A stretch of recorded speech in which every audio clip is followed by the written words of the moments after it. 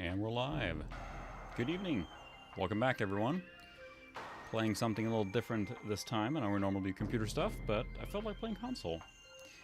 And there's a big story that goes with getting this thing set up, but I think that Metroid Prime is probably my favorite, probably on the system. Tied with a few other maybe, but just, it's such a good game. I'm not sure how many of you have played it or not, but it's basically a first-person shooter version of Metroid. It was a big hoopla when it came out because they were talking about if it was going to be like a recreation of Super Metroid, and ended up being its own story, which is just fantastic atmosphere. You'll see, but so I'm not sure how many of you guys have played it or not, but got a few people on, looks like. Welcome. Good evening. But I have a very specific fond memory of playing this game because it was I was still in college and managed to I bought the GameCube when they were trying to fire sale them out at the end of the life cycle. So I got it for a pittance, basically, and that what got me onto GameCube. And one of the first games I bought was this very copy of Metroid Prime. This is a used PAL copy. So, and then I started playing it, like, oh, we'll see what this is. And I just got completely absorbed into it. I can't think of many other games from that era that had such a deep atmosphere as this game. And this is from Retro Studios, which went on to make multiple sequels. Even Tiger, welcome. So see, check out this Metroid Prime here a little bit, but, so, if you guys are ready for a little quick story time, I wanted to stream something different tonight then. So, I said I want to sometimes mix in consoles, and mostly I'm playing on PC, but I wanted to play Metroid Prime. Uh-oh. Well, thanks for joining, or even if you can just stay for a little bit, I appreciate it. I wanted to play this then, and I wanted to play it on original hardware. You can emulate this, I think, pretty well now, and there's patches and stuff to make it run ultra-wide, and a whole bunch of cool stuff, mouse and keyboard. So I excavated my GameCube, which is hooked up to the CRT and all the other setup behind me, and it was a mess to get that out of there. I managed to extract it, got it plugged in. I only had S-video on it. I don't have any component cables for it. And it looked alright on the capture.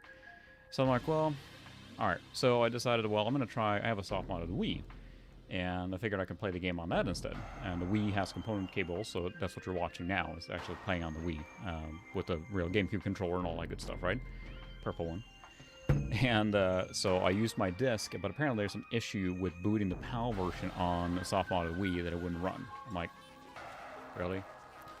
So I found an ISO for the NTSC version. I own the game, so I downloaded that and burned it, but I don't have a burner on my computer, so I had to copy it to my Windows XP machine that had a burner. Well, that was a CD burner, not a DVD burner, so that was a bust. So I had to excavate another computer, plug it in. At this point, I'm committed. And I plug that computer in, burn it, pop in a disk, and it says, can't read it. Oh, and I find out that soft-modded Wii's cannot read burned GameCube discs.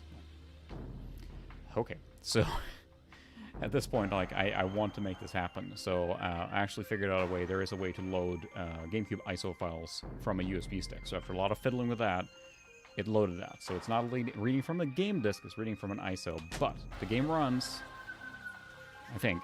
So I'm playing it on the CRT over here. I'll show on the big action cam here, but it looks gorgeous in 480p. Is what I'm playing this on. It's also what I'm capturing on.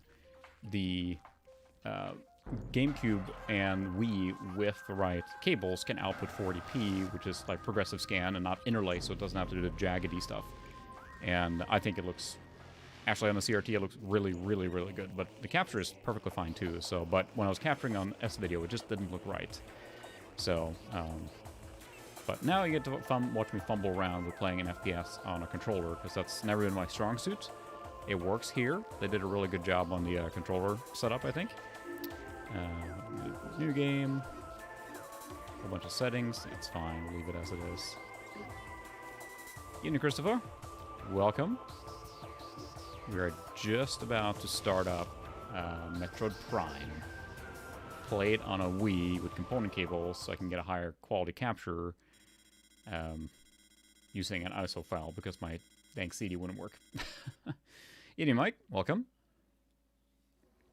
So I'm not sure how many I know that, you know, a lot of you guys watch me playing PC games a lot, classic PC games, but I'm not sure how many of you guys played the GameCube. I think it's a phenomenal system. It has a lot of really cool games on it. and one that I still kind of cherish. I came into it at the tail end of the GameCube's lifespan.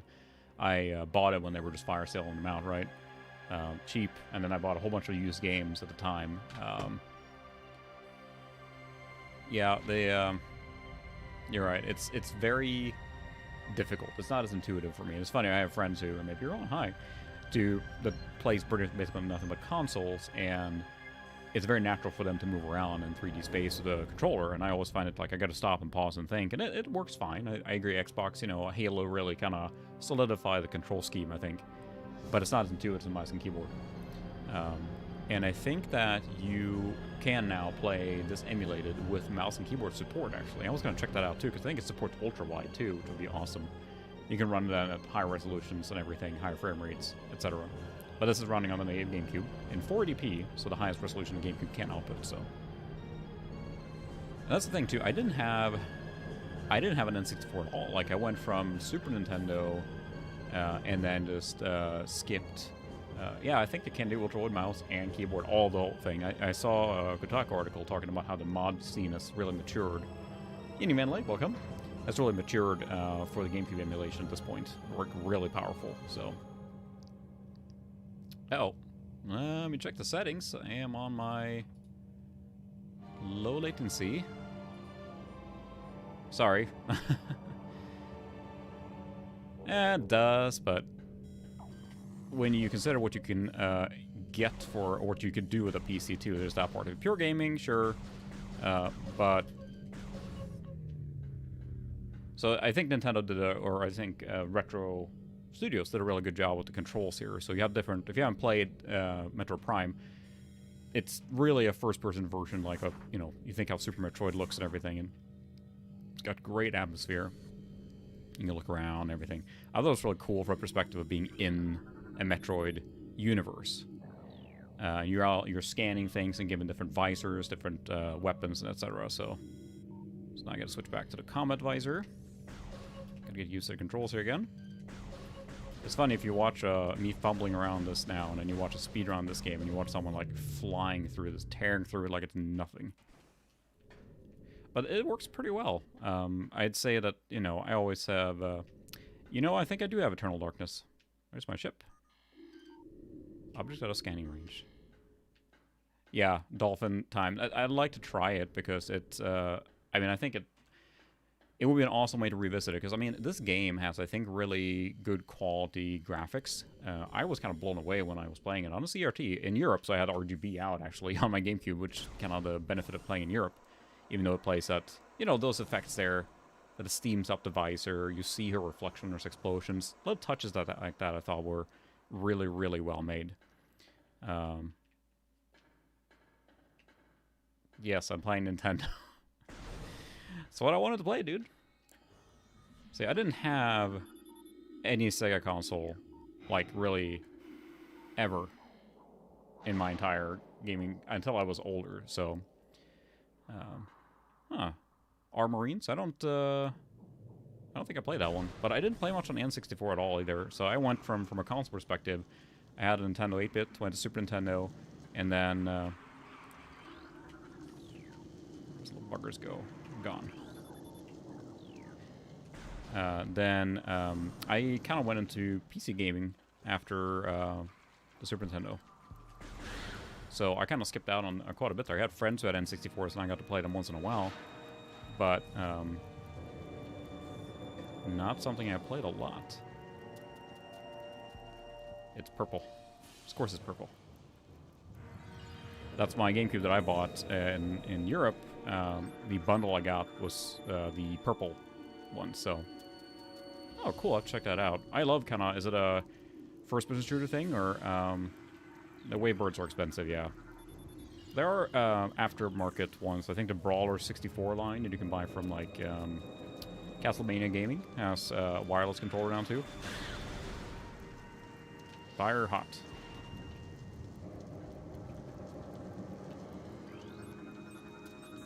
Scanning stuff. I just thought the atmosphere in this game is really, really cool.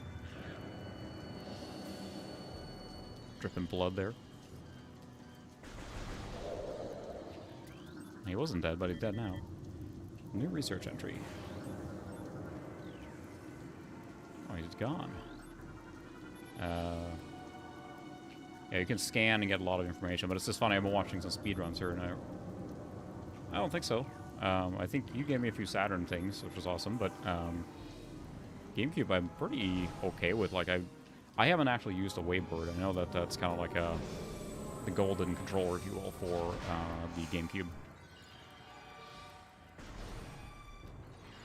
Uh-oh. Alien stuff. But yeah, I love the atmosphere in this. That's what I think really drew me in. It is so well made. Of course, you can go in here and drop bombs. Step into the hologram to download the map. Can do.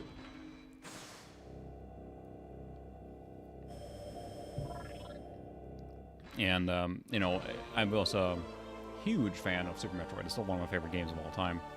So then the fact that you can just go into this game here and be in 3D space, I thought was just rad as hell. I'll say define Saturn stuff, because at this point probably anything you have you probably want to sell, because it seems like, again, retro craze tax has hit everything. 2 Parasite Queen specimens have become volatile and deck beta. So, like in every single Metro game, there's a space station and they're doing experimentation on things. Dang, that much? Holy cow. Yeah, I'm set to normal. Is everyone else seeing that too? Because I'm set to low latency and stream health is good. Just the chat in YouTube, the chat itself, or just the video playback? Because I am set to normal stuff, but are there people seeing the that mega lag as well? That's unfortunate. I'm configured and set up the normal way. I'm not having any... Yeah, I'm not having any slowness or anything. I can see some lag. That's inevitable within this. But... Yeah, okay. I'm not sure if you want to, like, drop off the stream and try again maybe or something, but hopefully it's not that slow. I mean, yes, there is some lag inherent with the solution because of the way I'm doing it, but... Hopefully it's not that bad.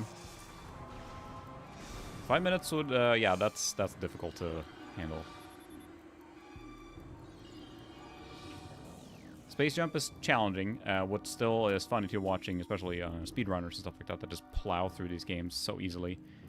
Watching wall jumping going on in Super Metroid. I'm still terrible at that, but I don't know. I just love these details. Like, look at the animation, and it's funny too. It's actually, unless it's this is playing at 60 FPS on the console, it's very smooth compared to warning.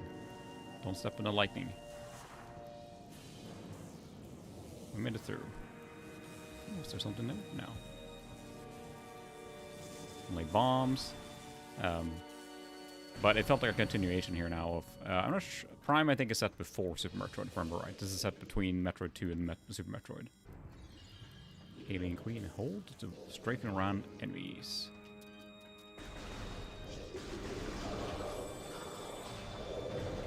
Yeah, these aliens are all space pirates. It's funny, I didn't really play Metroid 2 on GameCube, or Game Boy when it came out, but the remake on DS, or 3DS, is pretty good, and I still need to play another Metroid remake. Indigo, you're right, thank you. Fire missiles. Fires and missiles.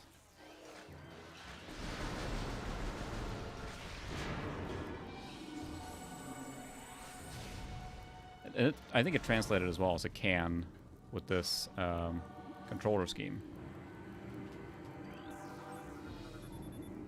Info. Specimen has been horribly mutated. There are no life readings. So there's a lot of flavors text, and I think later in the time, so no, this is actually hooked up from a Wii that's soft modded, and I have component cables out with that and capturing 480p. And that's really the highest quality I can get without having a... I mean, I have a modded GameCube, but not a video modded one. The cables for the GameCube are really, really expensive, unfortunately. So I'd love to have those. You can buy aftermarket ones now. Turret disabled. Thank you.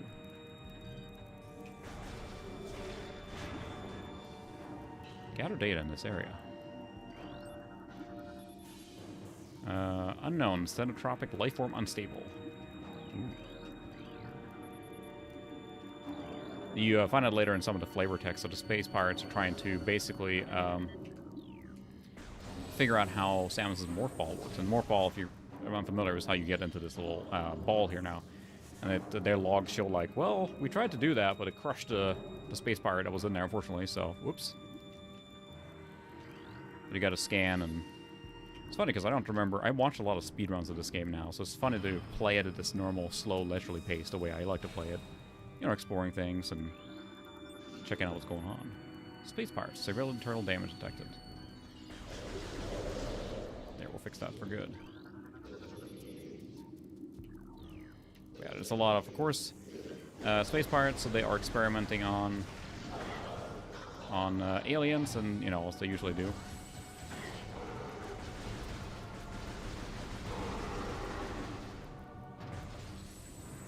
And things don't go so well.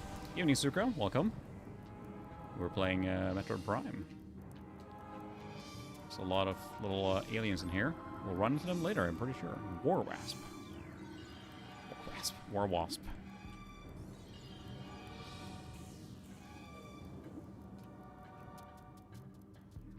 There's a lot of things to scan. Hi there. You still alive? Not anymore. Pick that up. But again, I think just the oh, no, I do see it. I'm watching the chat. So what's happening is that I actually have to capture the chat window. And I see it at the same time, roughly. Like, when you put a chat now, I see it in my stream as well. And I can do this, but... So I actually have, up here, is the actual chat window. This is from YouTube's webpage. I do capture that and put it in the video stream. So that's where I look at to see your chat messages. So even I'd like to have it in the video, so if anyone's watching it later, they can see the chat. But no problem. I just want to make sure, because I don't want anyone to have, like... If I have a big setup problem on my side, I don't want people to just kind of suffer through it. So if you've noticed stuff that's weird, just let me know. I'll do what I can. There's so many things to scan and whatnot in this game, but... Access to Deck Gamma, granted. Hello. How are you feeling there, Mr. Space Pirate? So again, it's a typical thing where they experiment on stuff and things go horribly wrong. How could this have happened? Is there a mouse in the space station there? It was, then they're gone. Or you mean... Oh, the Microsoft mouse here? Or which one are you talking about? Oh, gotcha.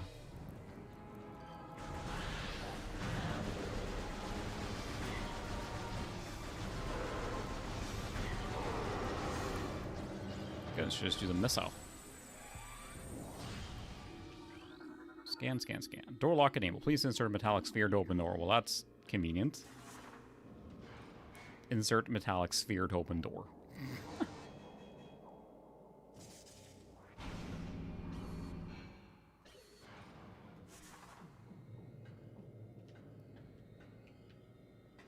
Fusion mouse.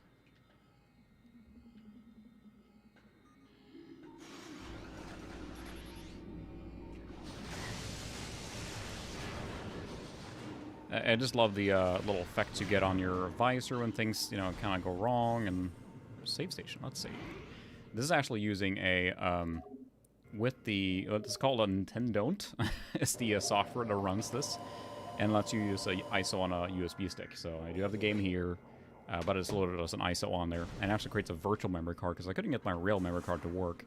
And also the saves I have are on the PAL version, so I'm not shocked there, but... It's pretty neat, the things you can do with a, excuse me, soft modded Wii. There's so many things. To suck at those missiles. The charge beam will pull in. Oop.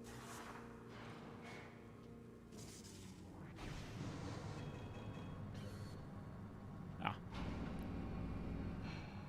Let me go, let me go. Well, this is probably good.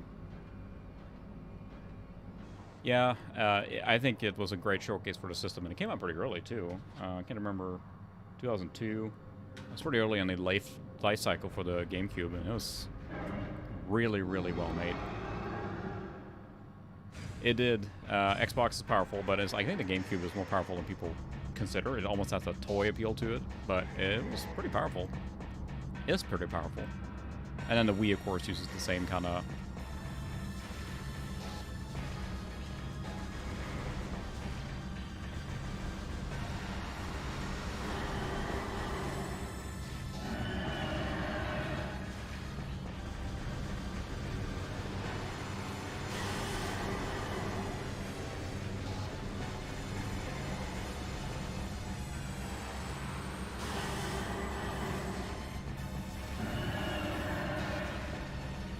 You can sidestep from just focusing.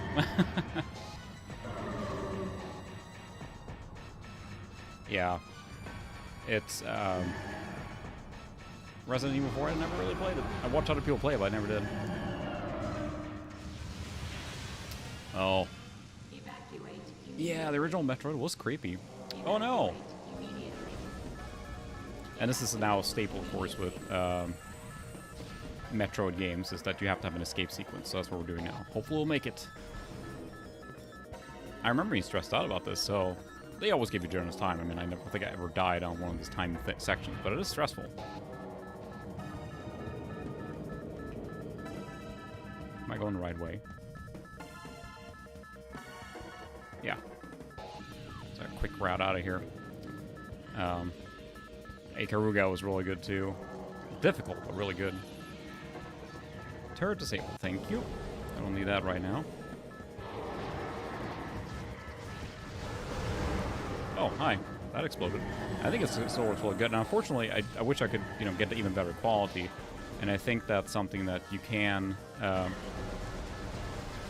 if you, do an HDMI mod or something for GameCube. It can look really, really good. But this is about as good as I can get. But it looks really, really good. I never played it on a PBM before.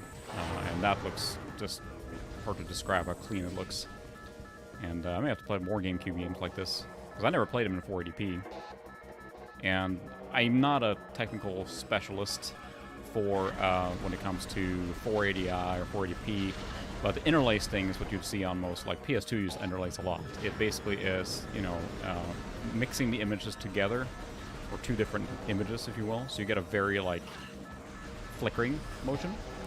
And what progress of this is the whole image, so it gets a cleaner signal. You don't have that flickering going on. Most TVs back in the day did not support 480p, which is why most consoles were 480i in this era. So as far as the streaming setup, I mentioned earlier, this was kind of a hoopla to jump through to get everything working. Am I going the right way? Yeah. So right now I am playing on a soft-mounted Wii with the component cables, and it's running in 480p to my PVM, which I can pause and I'll show you. So it's going to the PVM, and that's where I'm playing on, and then it's bypassing that into my capture card, so I'm capturing in 480p. So 640 by 480 is basically the resolution is captured, and it's upscaled in OBS to get to a reasonable screen size. And there was quite a few jumps to get here, because I was trying on the GameCube first with S-Video, and it just didn't look right. And I really wanted to get a decent quality capture. Like, not the best, I understand, it's an old system, but the S-Video just didn't look right to me. And all the rats are abandoning ship here now. So I wanted to get a decent picture, so...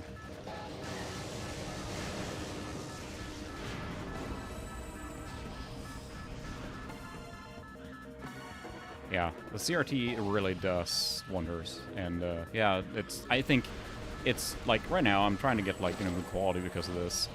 Thanks, Brian. Oh, Ethan, welcome. The bar graph? You mean the stuff that I have here dancing? That's my audio volume level. So you can see the bar graph here is actually the concurrent watchers and everything. So you get a whole bunch of stats on the YouTube, but this is how I watch it, of course. You can see the screen up here of what I'm playing right now. But that's so I can monitor it without having to look around. So yeah, component is quite a bit better than composite, especially on the GameCube. It does support the 480p, I guess. I mean, like I mentioned, it's really nice quality. And yeah, exactly. You need something else to upscale at that point. I think that a lot of the RetroTink products, I know the RetroTink 5X just came out, or, FrameMeister, all those probably are really... Oops, I probably need to go the other way. are really things you need to get even cleaner or better at this point. This is probably as good as a native can do. The nice part with the Wii is that they can play all these games, and then if you plug it into something that's capable, or even just a modern capture card that does, 640 to 480, which most of them should do, it can run progressive scan 480p, and you can get cleaner, better signal this way. Yeah, the original component cables are ridiculous now. Absolutely ridiculous.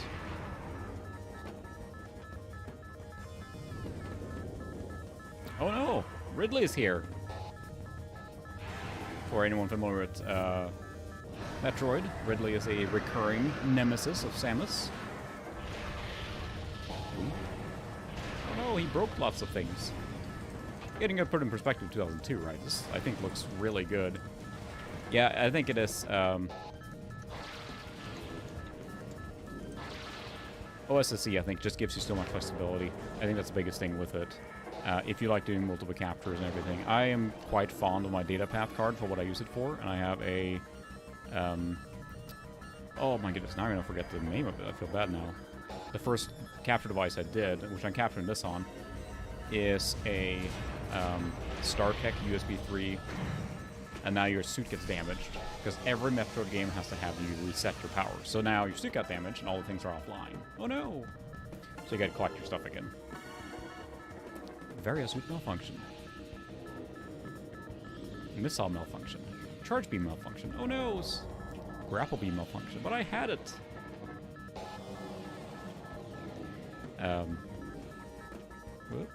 Where did I go? There I'm at. So I'm getting confused here now.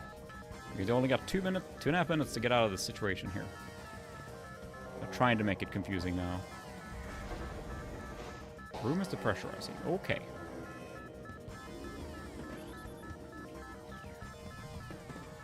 There we go. AKA loading screen. Yeah. I should probably play that too. I think, Brian, you're a really big fan of the Rogue Squadron games, right? So, but yeah, there's a lot of games that, I mean, I'm not going to play GameCube every time, but I'd like to have some of these stuff in the rotation, so. Oh, wow. Yeah, that's the thing. I think, yeah, Datapath, I think, is a really, really good card. For the retro PC capture, it's super fiddly, but once you get it right, I really enjoy, I like what you get out of that. But with the mixture I have now, because I bought the outer capture solution first, which that supports with a custom driver for it. It actually supports just about everything, the 240p and all this stuff, including the DOS resolutions, but it had trouble with that because it wasn't, yeah, don't look what those cables are worth. At this point, you're better off buying. There's a Eon GC, I think. You can buy it from Castlevania Gamer. That gives you HDMI and component output dual. And then you can use a Wii component cable, which is dirt cheap and good. So that is better than buying the official one at this point. Buying the official cable maybe give you the original experience, but they're so expensive now. It's hard to compare. I think buying an aftermarket solution is a better choice at this point. So excellent. Got a kitty. But I love the atmosphere in this game. And there's a lot of really solid titles. And the cool thing with this, that if you get a Wii soft-botted, it's very easy to play like all Wii stuff, all just GameCube games on it, and then this good quality. And then it can, of course, emulate just about everything. Yes, save progress. I mean, that's all retro stuff now, right? Every game, everything you ever owned is now super expensive, just the way it is, so... oh, interesting. With the Avermedia doesn't see that. OSSC would definitely help there. The nice part with the data path is, I mean, look at this. This was really, really good looking. I'm not sure you can see that, but the rain is bouncing off her gun. Like, this was super impressive for 2002. There's your ship just sitting out, hanging out. Of course, I can't jump very far now. The funny part is that up here, or in one of these, I think up here, is the space boots that lets you double jump, but you can't get there until later. And that, people sequence break out to get those early. I think that what's happened, unfortunately, and I think a lot of us that are on here now can contest or attest to that, is the the retro tax, or like people of my age have now disposable income and they remember this stuff and they're willing to pay a lot. But then also what's happened really lately, I think, is this almost a speculation of retro stuff because it has a lot of money coming into it. It just goes overboard and people pay a fortune for things just to, you know, resell it. That's just what's happening, unfortunately.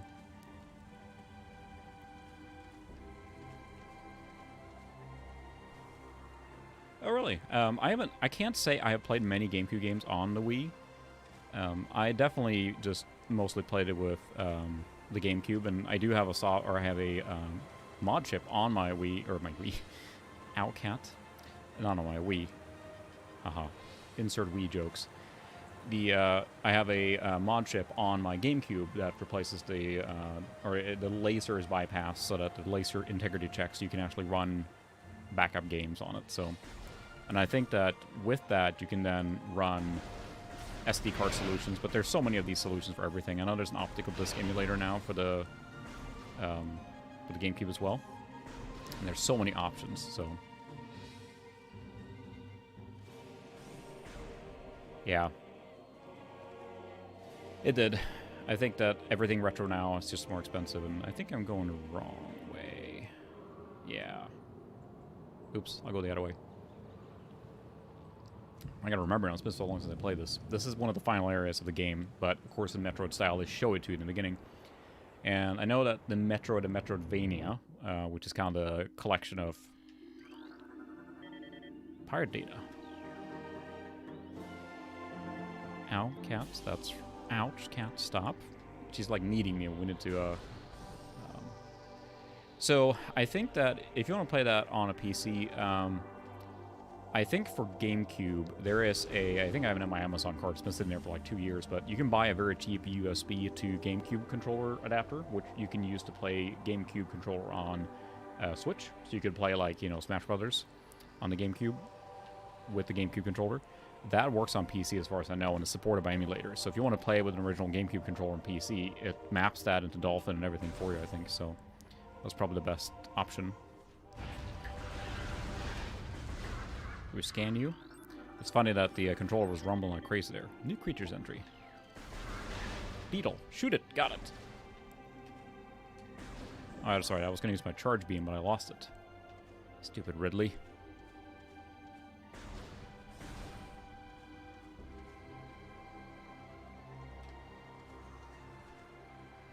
Of course, they kind of like a variation of the theme here now. I think this game only, as far as like in this game natively, it is 480p, or not widescreen, but I think that you can force widescreen. I don't know that works on this game, but some games I think supported widescreen on GameCube. I may be wrong on that, but the software I'm using has an option to launch things with the widescreen setting, but I kind of expect it to just not work. I think that, like, just graphics here look really good, you know, getting water on the visor, and the jumping works surprisingly well in this game. I don't have missiles yet, dang it.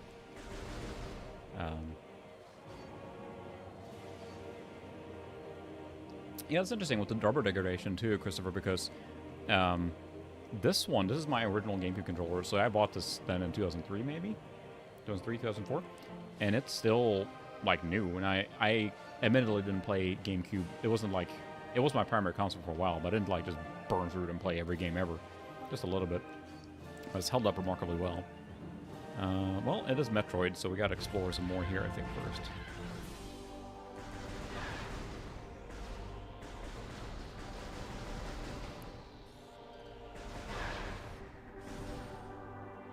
And that's elevator. Let's go check out the other thing first. Yeah, you're right. I think that there's something we said for the feeling authenticity, in the sense that even if you're emulating, playing with the real controller does make a big difference. Ow, cat. We need to clip her nails really bad. But yeah, you're right, Joseph. You're right. It's become almost ridiculous in a sense, speculative, and people are collecting for the sake of collecting, which, you know, of course I do myself. But I try not to go overboard on what I get, I guess, if that makes sense. But it's just, Transport information located. Transport to Chosa Ruins West. Yes, but we're going to check out here first. So the whole thing with the Metroidvania, as I call it, which of course is a mixture of Metroid and Castlevania, is that you have gated progression based behind skills and abilities that are unlocked or found. There's the argument that a 2D or 3D game can't be a Metroidvania, but I mean, I think this is perfectly fine as far as that goes. It's like everything else, like people get really upset about the definition of things, so yeah, it's, I think, with the with as good as this game is as far as like quality and all that stuff, it's really, really impressive, I think. I think I got that plant there. I don't know where this leads, but of course I'm moving slow here now and it's very dark. I probably can't jump up here yet because I need the gravity suit to get through the water. Yeah. Or jump over that puddle. So that's gated progression. Exactly that's what's happening, but it, you know, it follows that Nintendo quality thing. Even as developed by Retro Studios, it wasn't developed by Nintendo itself. It has all the hallmarks of a real, you know, quote-unquote, real Nintendo title. And it was a tentpole game for a while. I can't say I played Echoes a while. I didn't beat it. This game I did beat, believe it or not. I don't do that to many games, but I did not beat Echoes. It kind of turned to a slog, and I played Metroid Prime 3 a bit too, but the motion controls, I can't do it. I was just getting killed constantly. I can blame it on the game, but I just did not have a good time. But I was really, really impressed, because, I mean, this is running now at the highest resolution of the era, then, 480p for game consoles. Not everything on the PS2 supported 480p. Some did. And then on the Xbox, of course, that one supported 720p and 1080i in some cases, so that one had more horsepower. But the fact that it's that this is supported with this kind of stuff back in the day, I mean, it looks really, really, really good. Seismic disturbance at Ruinside, and I mean, playing on a CRT as well. And now I know the PVM is not the typical experience, but the PVM looks really, really, really good. Yeah. It is a lot of platforming, and I kind of wish that you could play this a little bit in third person. It does work, but it doesn't. It could be better in third person. I agree that it's more an action platformer title, but it does work. They did a really good job of translating Metroid into 3D, as good as they can. I don't think you can do it much better than this. Now I have a very soft nostalgic spot for this game in particular since I played it so much, but I did beat it and played through it, and sometimes I came home from. I was in college at the time. I came home from school, and I just plunked down and played Metroid until bedtime, and that was glorious. It really taps into that exploration feel that Metroid games, I think, need to have. Samus is alone on an alien planet, usually, and exploring her way around. And it's so solid and polished. As you can tell, like, it's really well done, so. Yeah, you're right. I think that was... cover yours now, Chris, but I think that was one of the things with Saturn, right? It was built to be a 2D powerhouse with multiple processing units for graphics to do, like, parallax scrolling, you know, awesome things. But then, of course, because 3D was happening and PlayStation 1 came through, everything was... they wanted, you know, everything to be 3D, like you said. Oh, beep, bloop, bloop, pushing the buttons. That really worked against it, the Saturn especially, because then they had to retool it to do 3D, which it wasn't really designed originally to do. Could do, wasn't designed for it. It was designed to be a 2D powerhouse, and I think that if they would have leaned into that, it probably would have survived better long term. So, you see my gun is even producing heat and we shoot a lot. Let's see if I can make it happen again now.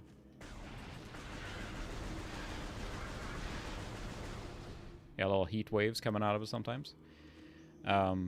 So I'm using a Panasonic Lumix GH4, which is my main camera I use for all my YouTube videos. And what I do is I have one of those, like, $14 USB HDMI capture things as my cam link, if you will. Plug into my computer, and that's it. USB 3, and it pulls in 1080p video, in this case, directly from my big camera that uses then clean HDMI out. Not all cameras support that, but... So I'm using my mirrorless DSLR, basically. Can't open with that weapon. Gated progression with skills or with abilities. I mean, this just look. I think you can even shoot those birds. Yeah, see, I didn't like the flowers go flying, and just the attention to detail, I think, was something that was quite new for the era. Yeah, that's the thing with the Dreamcast. It just didn't have a chance to do what it was there to do, right? I'm not an expert in most of those consoles, and I learned a lot just watching other YouTube videos, of course, but... So let's see, where can I go now? I gotta remember now. I can go in through this door, of course, but I can also climb up here. I'm not sure if I can get that yet. It has missiles there, but I think I need to earn missiles first. It's funny, normally, since this is running from an ISO, you don't really hear it, but when I was playing on the GameCube, or the disc before, it was like constantly like seeking. You can tell when it was loading in new data, streaming it. Let's see, I think that, yeah, there's a door there, but I feel I should check out the one down here first. Look at that.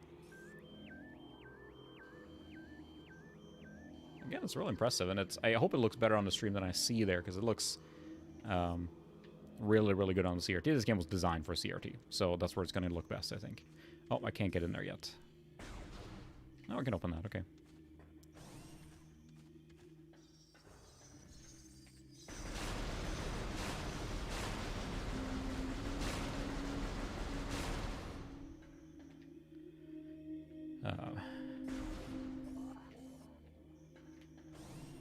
Yeah, they have done a lot of the publishing, or having other remakes and redesigns, and... Oh, that's right, I don't even have Morph Ball yet.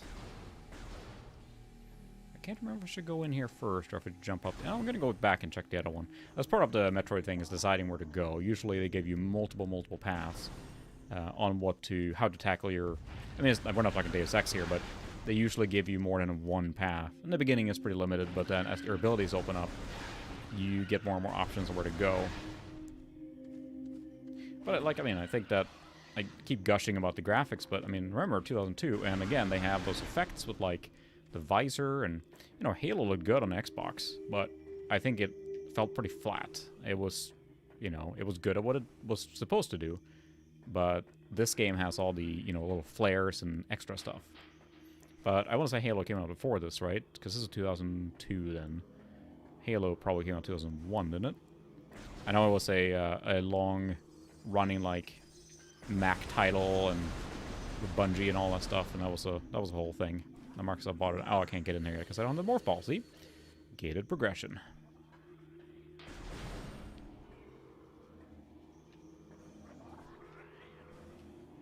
Sega's done, I think, pretty well for themselves as far as sales numbers go. Question on the quality of every title, I can't attest to that, but they do have a good catalog of games, right? So, but the one I think that's really killing lately, and I shouldn't say because I haven't played many of them, but it seems like Capcom is really doing well right now with just cranking out good titles and listening to their fans and stuff like that.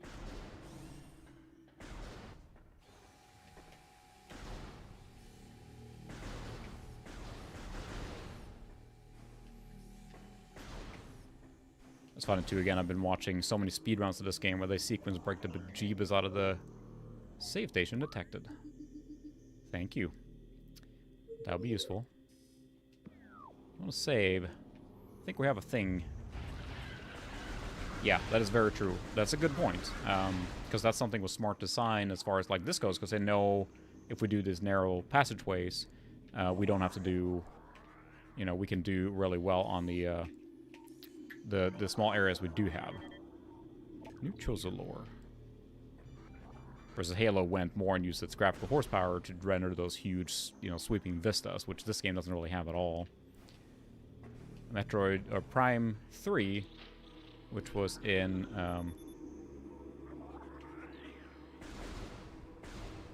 Prime 3, which was on the Wii, used a lot more open areas. So, oh, nice.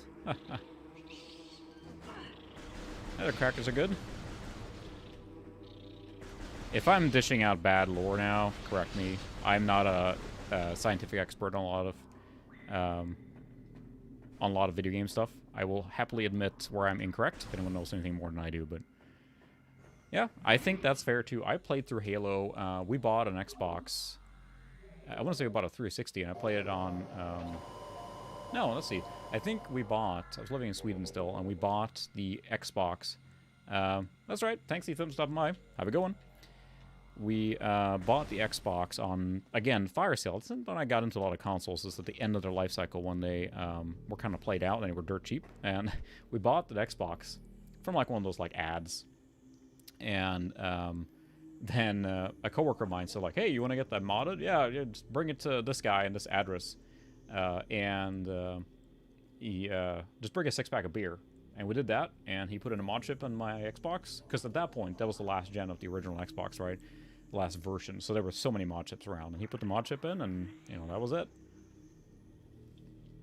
And I played Halo on that one, which I enjoyed. But again, it was several years after it came out. I think Halo on the PC is quite good.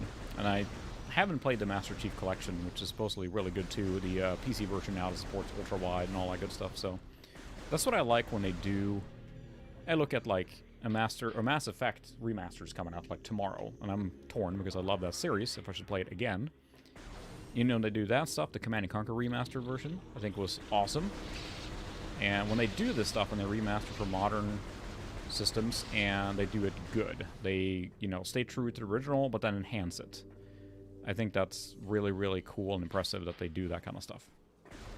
And not just remake. I'm trying to think... There was that Turtles in Time, which is one of my favorite games. It had that reshelled version for 360, which was like universally panned because they changed too much and it didn't stick to the true formula. And they ran out of time and licensing and everything like that, so... oh, is it out already? Oh, is it Origin only? I'm torn because, I mean, I love Mass Effect. I'm a huge Mass Effect fan. I absolutely loved those games. And played them through on 360 originally and everything, and I played a lot of them on PC. I haven't played through them, but I am tempted to get them now to play, you know, play it natively in ultra-wide and all that stuff, so... Daycare credit. I don't care about such things. I think, how many things can I buy now, Chris? That's what I think about. With all my Dogecoin. I don't have any Dogecoin, but... There we go. It's an open-ish room. See something to scan in here. Out of scanner range. What they do a lot of speedrunning, this elevator bridge looks worn but functional, is that they lock on and then you can jump a little further. And they find all kinds of tricks, you know, they just take the games apart. I think speedrunning is a fascinating thing, how much they can dissect the game and find the small, minute stuff and fly through, so... Okay, so it's just kind of placed like normal. No, my missiles! Where are my missiles going? It's first little mini-boss here. Oh, never mind. Yeah, I think I do.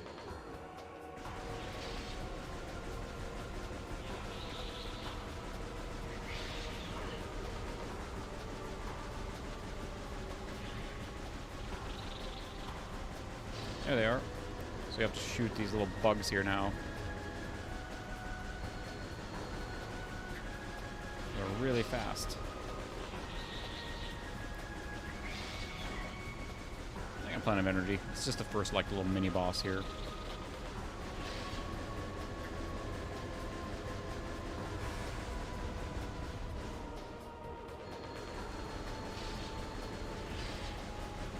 Bugs. Just... Find my laser. Sorry, I'm not looking at chat now. I'm focusing on extermination job here now. There's a lot of them.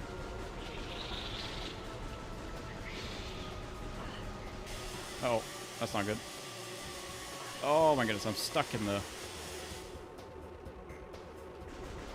Knocked me down.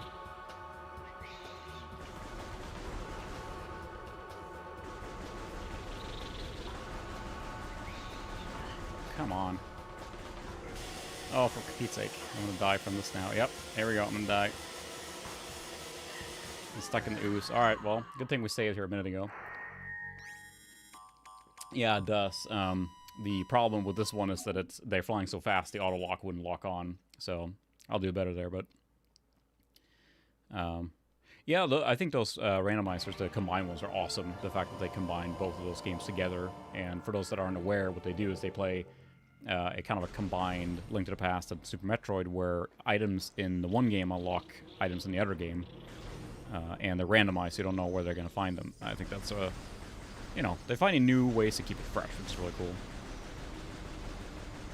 Yeah, I played Mass Effect 1 just at the right time. I think it's what happens with a lot of the games I play, is it happens to be at the right time for me to get really invested in it. Excuse me. And then just kind of get really stuck in it, and I love the story. Mass Effect 1 is, and I think that was one of the biggest things they updated with the collection here now. Mass Effect 1 was pretty rough around the edges when you play it later on, with the RPG elements, and 2 and 3 really streamlined it, but the story was what really sucked me in. I mean, I've read all the novels and all that stuff too, so I'm a pretty big fan of that.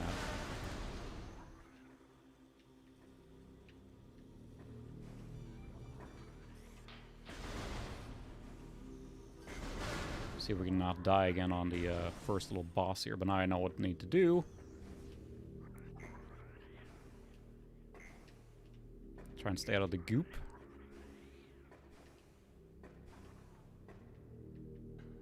Oh, hey, missiles. I'm just gonna... Oh, unfortunate. Yeah, Mass Effect 2 and I think 3 really perfected the formula in general. And I did enjoy the RPG elements of Mass Effect 1, for sure. But yeah. Yes, I thought that was really cool, and I love the fact that it became my story, you know.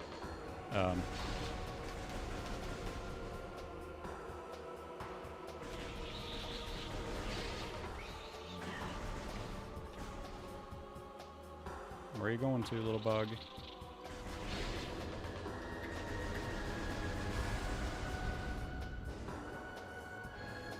Try to stay in the middle. Sorry, I'm going to try and focus now.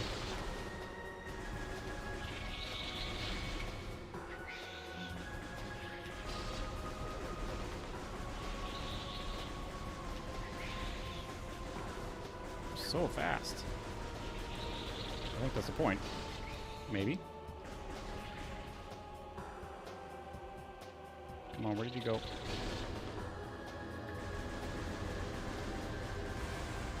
Alright, so now we just need to make this through the cycle still, so I'm still good now.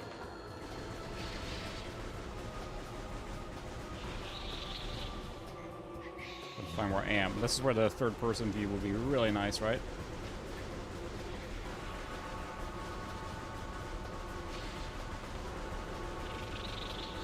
This is what Samus usually does, right? Just sprays in the air with no reckless abandon.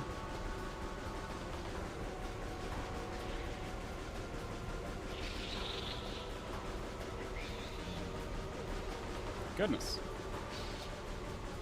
I am hitting them, I think.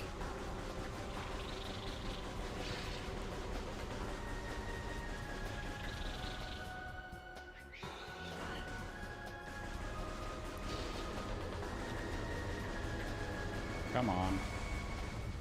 Whew. There we go.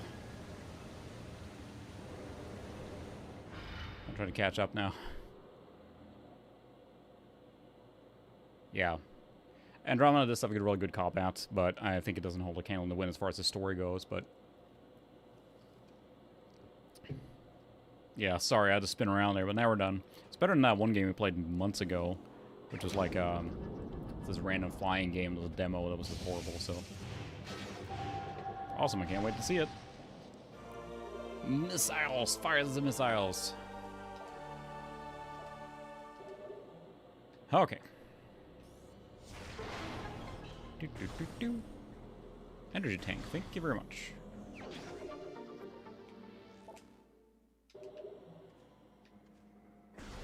But I don't have morph ball yet, so I can't go in this little hole here. We'll have to remember to come back here later. But now we can open all the missile. Oh, look at that, it's convenient.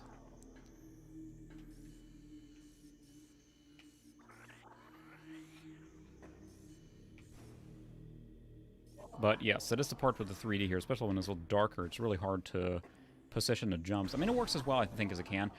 Samus got a little bit of a heft to her. A little drunk in her trunk, I guess. But it's like it falls pretty well in the 3D space when she jumps. So it works pretty well. It's toxic. I think you can come back here later. There's a lot of little secrets to discover. There's a ton of items in this game to unlock, you know, as far as missiles go and upgrades. My favorite's got to be the X-ray visor you get later, which is really cool. You can see through walls and stuff, including Samus's hand.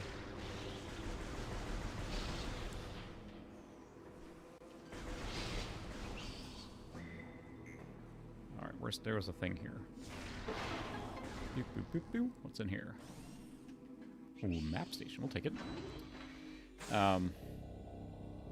Yeah, I mean, it's a different kind of game, right? And I really enjoyed Inquisition a lot from the grand scope of it. I think we're really... Yeah, it had a really good potential. And what I felt like... Here I say, I haven't even finished it yet, because I just literally ran out of energy to finish it.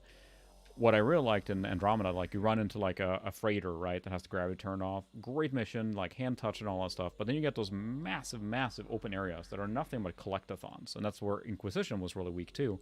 So when you're just collecting for sake of collecting, it was padding in runtime.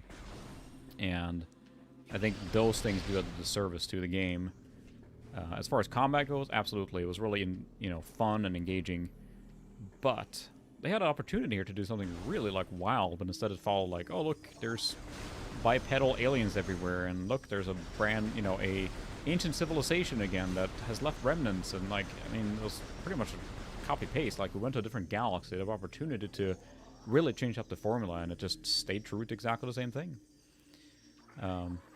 Yeah, that's exactly what happened to me, and I still like to finish it. I'm a huge Mass Effect fan, and I was looking forward to it. It's gorgeous game. It runs great on ultra-wide.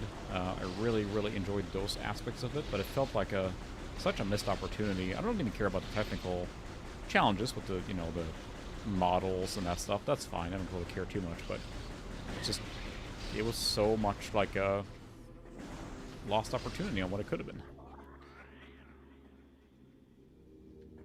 So that's why I probably should play the Mass Effect trilogy again.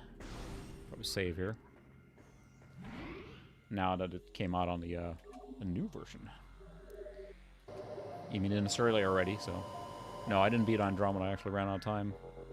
I ran out of energy. I still would like to finish it, but I literally just, like, I couldn't be bothered to just keep grinding, you know? That's what I ended up at the end there. Like, I didn't feel like the story stuff was compelling enough to keep going. So, I mean, it was, you know...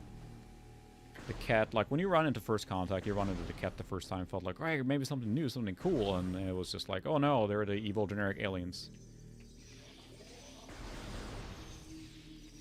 Yeah, that's kind of what I figured. I mean, I played a Mass Effect game honestly for the story.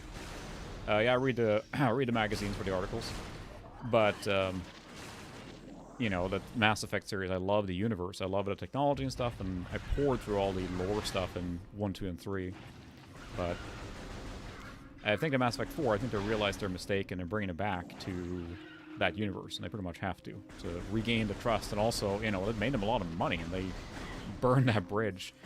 I know there was a lot of troubled development at BioWare for Andromeda, so...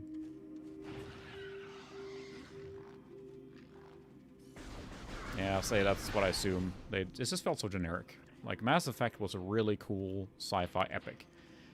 You know, the third ending... aside with all its things. Yeah, you're right, I probably should play it. But now the trilogy's out again, so... So this, I went there, but I can't go up. There's no... I have to morph ball to get through there. I love this little map, too. Makes a little camera sound. We're moving stuff around. I can't get up there yet, because I don't have the ball. I got balls of morph. Can't go there. So I pretty much have to go back up to the top world again. We have a little bit more unlocked now.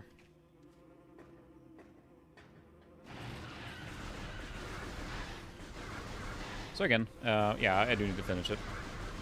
So the problem I have now is it's funny because as I do video editing, it takes a lot of space, y'all. Every time I copied my 46 video now, because I did raw game captures with that, and that ended up being 50 gig. I'm not what yours are clocking in Suka, but that took, Yeah, it takes a lot of space. That's what I'm finding now is all these games, too, are like, you know, 70 to 100 gig. I think the full, like, trilogy download now is like freaking 100 gig. It adds up in space. I've got to buy a bigger hard drive. Only 500 gig. That's the thing. It's worth playing through. I really should. I don't really have an excuse. Besides, I just got bored. That's the morph ball. I will want that. I wonder if there's anything in here that I can't get through. Oh, well, I'll just haphazardly... Oh, no! How could this have happened?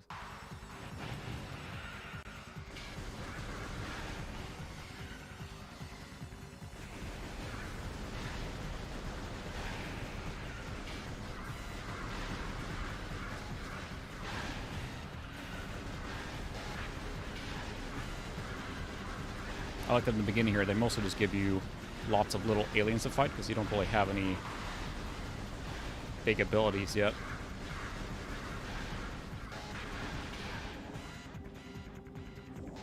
But I kind of want double jump and morph ball. I don't have any of that extra stuff right now.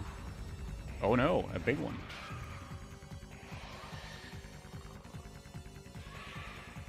I wonder if his red ass is something I can shoot at.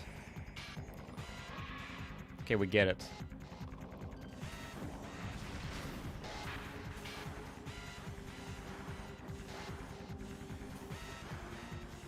Come at me, bro.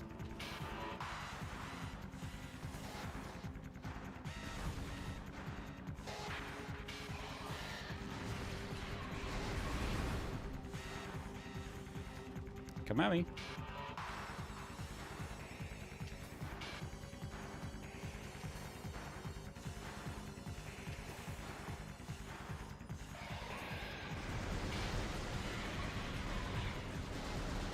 Sorry. I like the fact that Samus just like destroys every indigenous life form she runs across. I guess that's the whole point, but... Give me the morph ball, please. Huzzah! You unlocked Metroid Pinball. Yeah, that's the thing. I kind of want to play...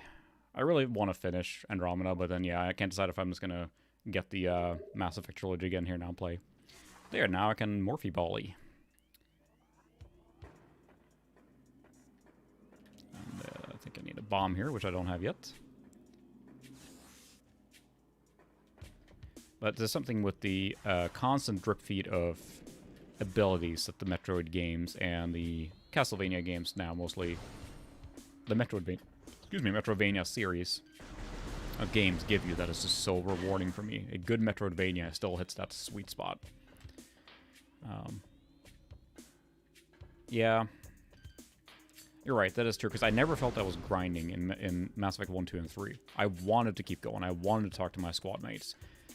With Andromeda, I really felt like, well, I guess I'll go see if they have something new to say, because I didn't care about the characters, really. Like, I felt that they could have had more time to develop. It would have been good, but I don't know. Like, all the previous Mass Effect games, I really was engaged and interested in what they had to say and the story and all that stuff, but Andromeda just didn't grab me. It felt so implausible. Like, hey, we built this massive fleet of huge ships, and it's basically just Mass Effect again, except in another galaxy that's exactly the same with some new aliens. Like, it looked gorgeous, don't get me wrong, but it just didn't feel unique enough.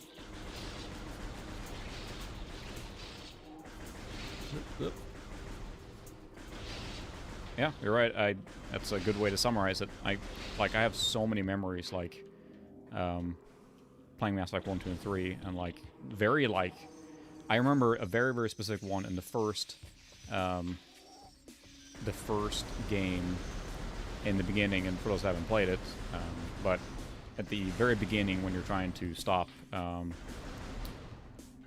Reaper from taking over the Citadel, and I think that was the first choice where I like, no, we can't afford to protect them because we've got to go after this, everything matters.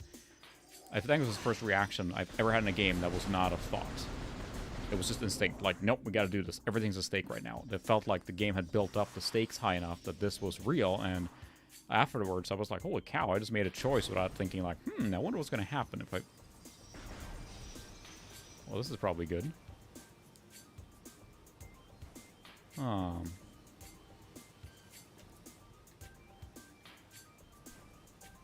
These little fireflies, if you shoot them, you lose out on your light, so...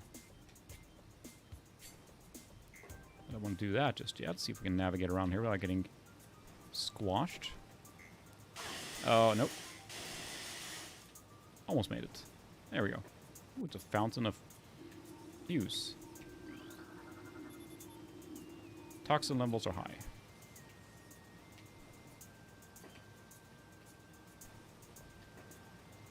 I don't think I can do anything with this yet, with the overgrowth. Whoop. Oh, that was not a smart choice. Dang it. I was trying to scan and I jumped right into the thing.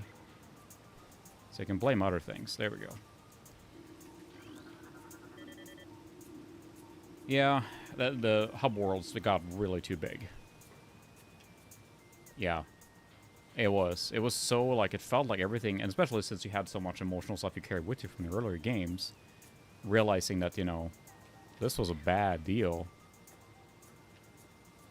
And, like, it felt like it finally happened. It felt like, how can they possibly have this galaxy-ending threat play out in a game? And then 3 did it, you know? Ending aside. There was that part, but...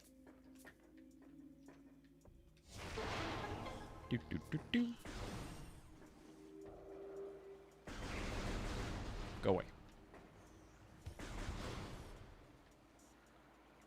Will those guys come out again? I can't remember. I'm gonna wait a second here because they might pop out.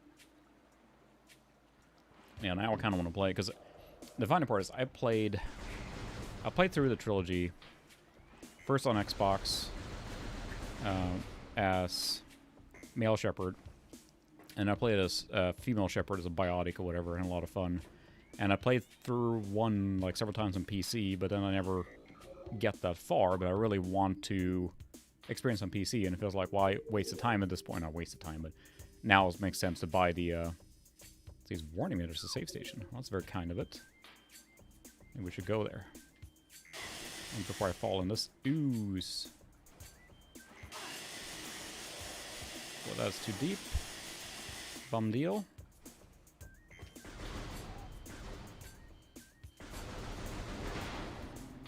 Oh, what's this then?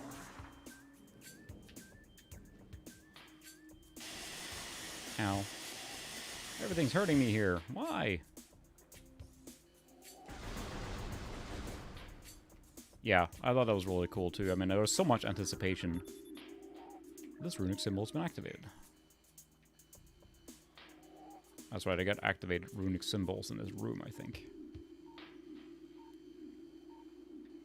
There's a couple, I think. Structural weakness.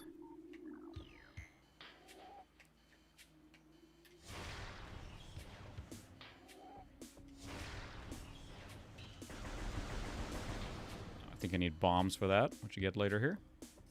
Can I not get over there?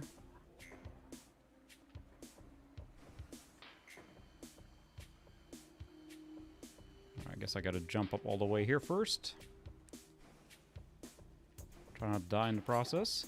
This is where it gets tricky to get that depth perception or whatever, so...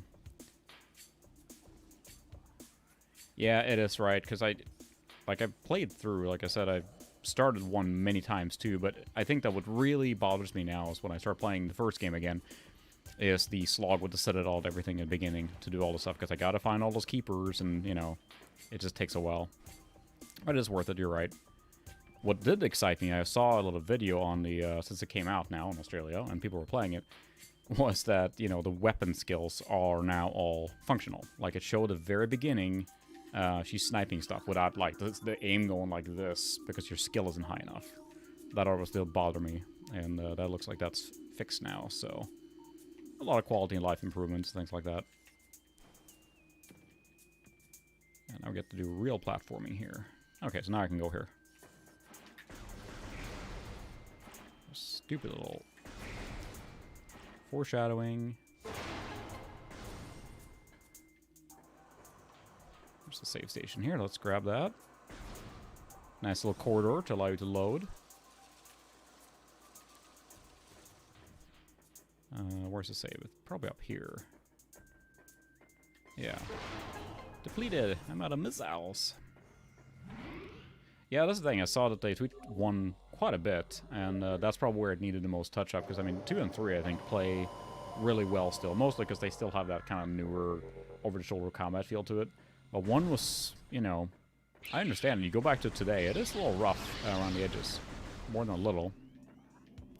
Which is fair. I mean, it was made for a specific purpose, much more RPG-like in its design than currently non-operational pump.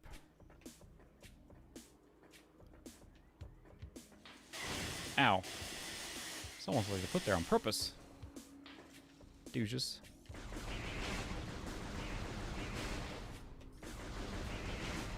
Mushrooms exploded on me. So what are some of other titles that you guys like? I've heard Resident Evil 4. Yeah. The elevator sequences apparently are faster now with the new one. That which follows the water seeks the sun.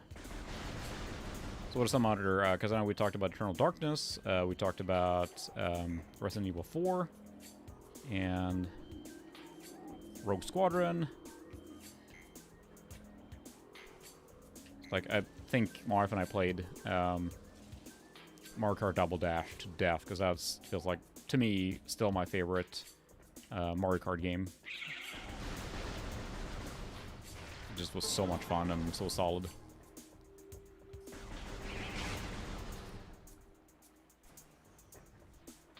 Boy, just so much toxin stuff here. Ooh, health, that would be nice.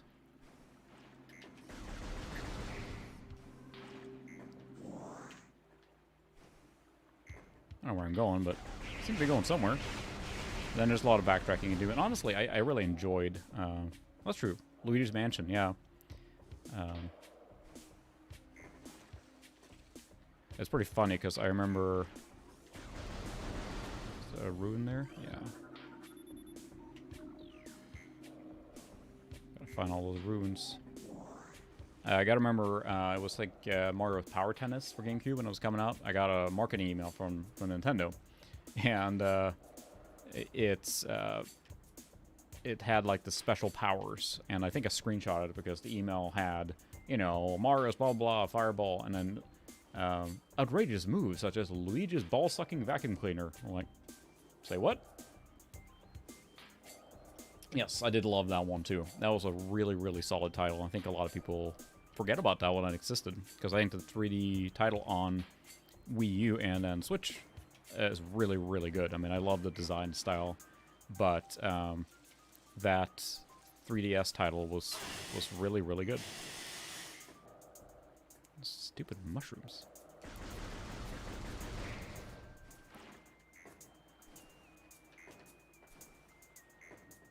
Yes, yes, you're very, very right.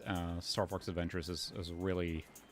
I mean, it's gotten a lot of attention now since they found a dinosaur planet. Kind of root, or not root game, but the original game, if you will. I think it's gotten a lot more attention now. But Star Fox Adventures is a surprisingly solid Zelda-like title. You know, I don't think I've ever played Phantasy Star Online. I'm going to have to check it out now. Really? I mean, I do... in Europe, the same thing. I have a poster that's the Starwing on it. Rent Starwing in Swedish. So, and I do have the Starwing... I think I have a Starwing title for PAL, which has the same thing. But, because I didn't realize Star Fox was a thing until I moved to the States and saw it later.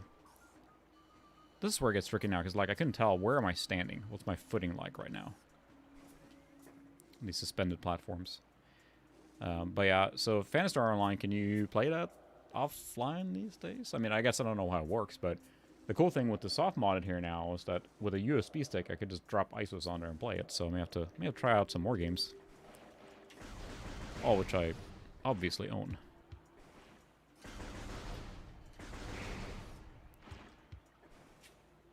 I said this is where it gets tricky, because you got to gauge where your footing is, and that's what's so hard. 4 runic symbols adorn, so I've only unlocked 1. There's another one. There's another one, so I gotta find... A new creature entry has been added to your catalog. So I think that, you know, the GameCube is pretty... There's very few hidden gems, I think, at this point. I know a lot of, you know, videos and stuff like that is, you know, about hidden gems. I'm not sure how many are left on GameCube now. I think most of them are known, but it has a lot of solid titles. Probably the best way to describe it.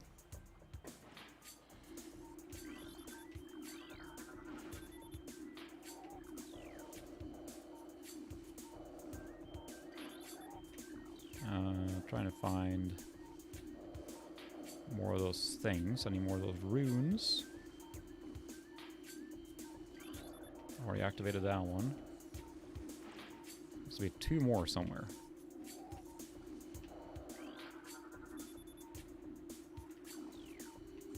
Oh, I think I saw one right there. It's 3. Let's see if I find the 4th one.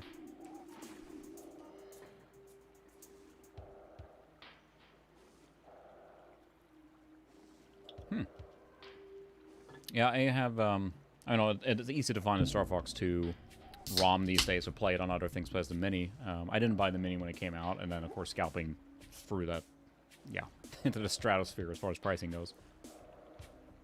Which is unfortunate, so I kind of built my own using a retro flag case, but I didn't play Star Fox. Oh, there's that guy. Checking out there on the jump. So we need to find more of those... hidden somewhere.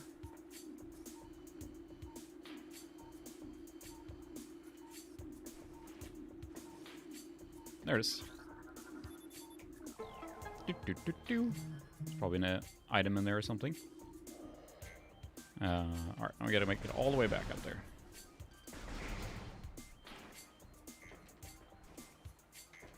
It's funny because I don't barely remember these sections because, again, most of my recent Prime experience has been speedruns, and they sure don't do all of this stuff. They just fly through things.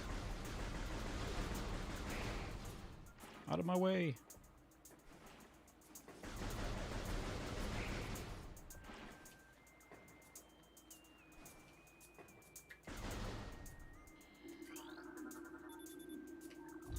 Gate has been unlocked. Oh, I think that's maybe just a collectible here, or is that... Charge beam? Maybe? Yeah. Starwing, that's right. That's the right way to say it. Charge beam! Huzzah! I found my laser. A PC port? Huh, I'll check that out. I mean, I always liked the art style of Phantasy Star Online, but then I just never got into it or played it, so... Ugh. I think your Resident Evil 4 is leaking here.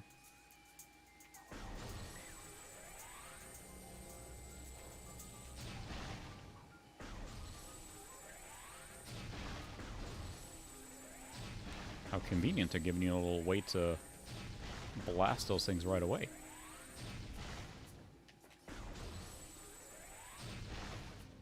But that's the thing, I can never, my challenge is that I just like so many different systems that it's hard to kind of like really focus on one, and it kind of blows me away. And the people that go like, they get every like flash card and every like HDMI cable, and it's just, it got to be so expensive to have so many systems so rigged up. I almost wish sometimes I was really into one system so I could just focus on it, but I guess I enjoy my variety. So is there anything else in here? Where is that? Oh, I missed a little hole there. Yep, I missed the hole. We gotta go check that out. Insert pun here. Alright. It's funny how my hand is hurting a little bit just by playing, because I haven't played a console FPS in so long. And I don't play it enough to have that natural training, but... So the controls work fairly well intuitively on this game. The triggers work pretty well, and I always felt the GameCube controllers would always be a very comfortable controller to hold.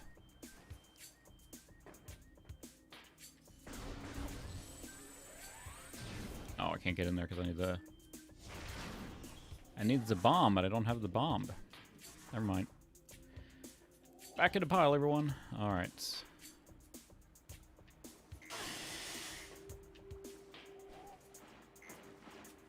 Yeah, I think that... I can't think of any other game from this era, to me, that was as polished as Metroid Prime.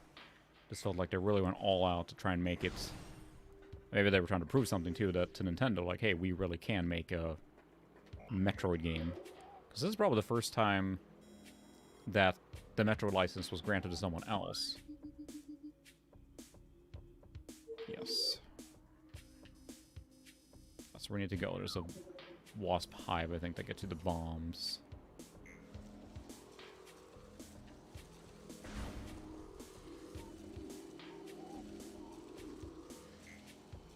I think I hear a power-up somewhere. Like right there. Hello. Haha.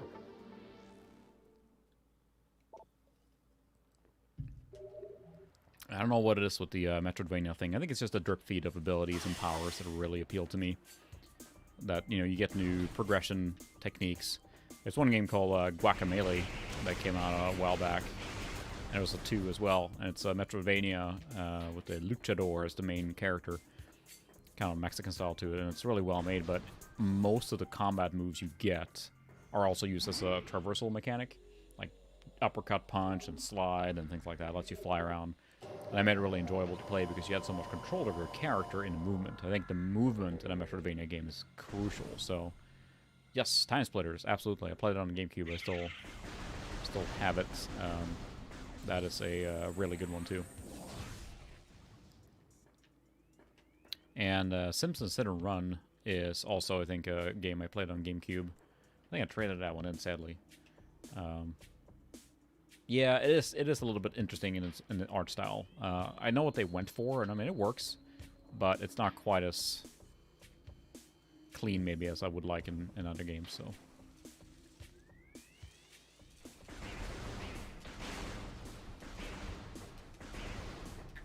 Murder more platforms. That game plays really, really good on the Vita. It's a very suited game. I know you're a big fan of the Vita, right, Sucra? It's like, I've had a Vita for a long time, too, and I love playing games on it. And I haven't modded it yet, or soft modded yet. I know I should, but... I just have the PS Plus, so I have, like, tons of Vita games on there that I don't ever play.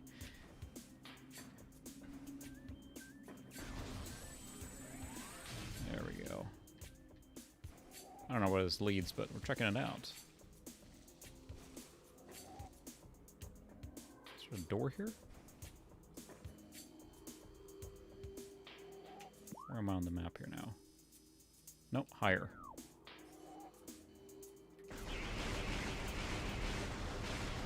It's a cool thing with these things. You can do all this stuff here and it ends up being just... Oh, or you fall down into... See, I can blame the jumping in the 3D space, right? I think that modding a console, for me, I don't go for it until it's been out a long time. When a console modding scene is very mature, it's usually pretty trivial. Like the Wii modding scene is, you know, ridiculous because it's so easy to mod now. Just, you know, you just drop something in an SD card, run a command, and bam, it's modded. And that's pretty much all you have to do, right? Versus some other ones have very complex mod chips. On the PS2 is very difficult to install mod chips. It's easy to soft mod, but installing a mod chip on that, or a PlayStation 1, for example, is very challenging. But some consoles are just really easy to mod. That's where I enjoy it. And I know the Vita is very easy to soft mod, but it's like it's still being actively sold for, so that's a little trickier with the stores. I know the store isn't closing yet. Yeah, you're right. The Xbox is super easy to mod as well. You can soft mod it, I think, these days too. And I have a mod chip in mine, and that was pretty much everyone had a mod chip, I think, in their Xbox back in the day. But then when a console has been out for a long time, then the mod scene is mature, right? So you don't have to worry so much about the janky stuff. Like, I was into the PSP modding scene, right when it came out. And that was just... The amount of janky stuff you had to do was just ridiculous. I was watching every day on new hacks and stuff coming out, and they were very, very janky. Whew, made it. I don't even know what's over here, but... Where are we going now? Oh, that's where I needed to go, so I'm on the right track. Huzzah! I hope there's a save station before... Because So otherwise I have to go back and traverse all the stuff. The soft modding scene is dead. I mean, you can soft mod a PS3, you can soft mod the Vita, you can soft mod the Wii. That's being actively developed, the Wii hacks. You can soft mod a PS2. I have my PS2 Slim soft modded. So the soft mod, I think, is more strong than ever, really, at this point. Because, you know, once they figure out better exploits on the systems, you can do even more. You know, I have the free McBoot thing or whatever on my PS2, which lets you load games, so...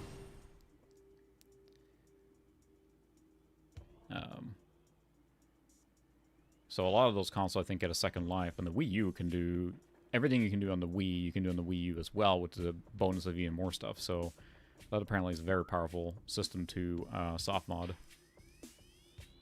Okay, so there's a interesting room.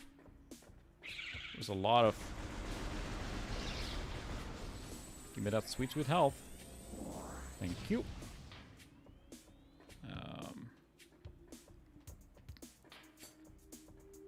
I don't think I can get anywhere here. Warning, warning.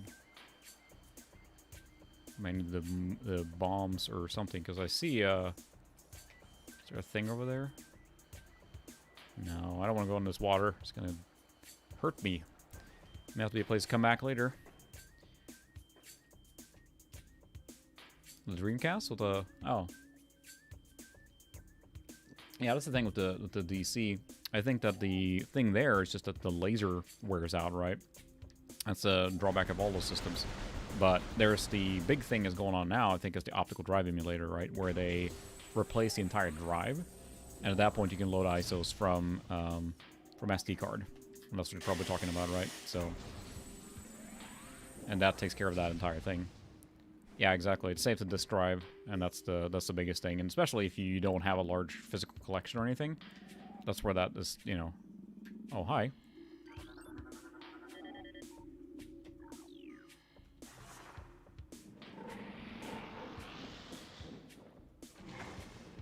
I need a bomb to make that go away, I guess. Gee, I wonder what we're going to get next here.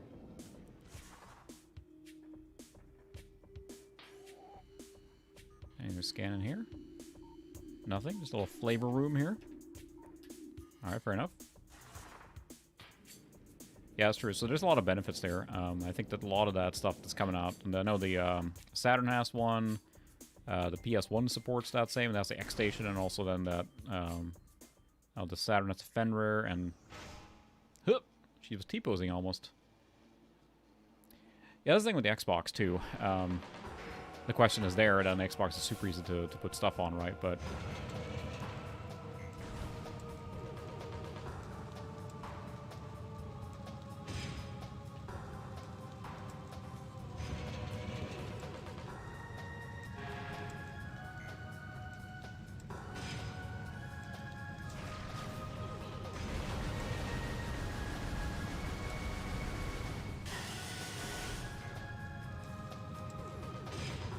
I was supposed to shoot that thing.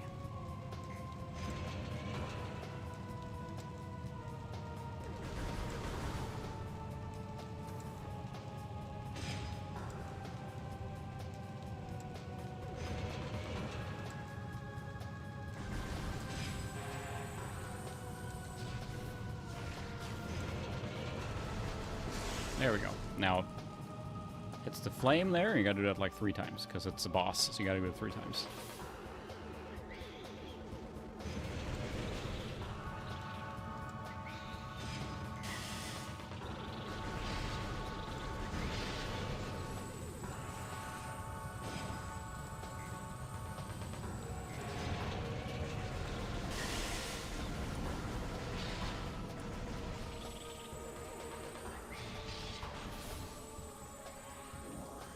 Alright, what do you got for me now? Faster.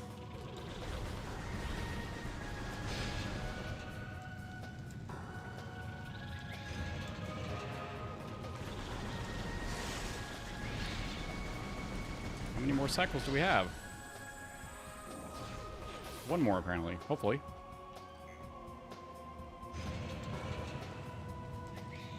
Sorry, I'm still focusing on the boss here. I'm keeping up with chat messages now. After my earlier little fiasco on the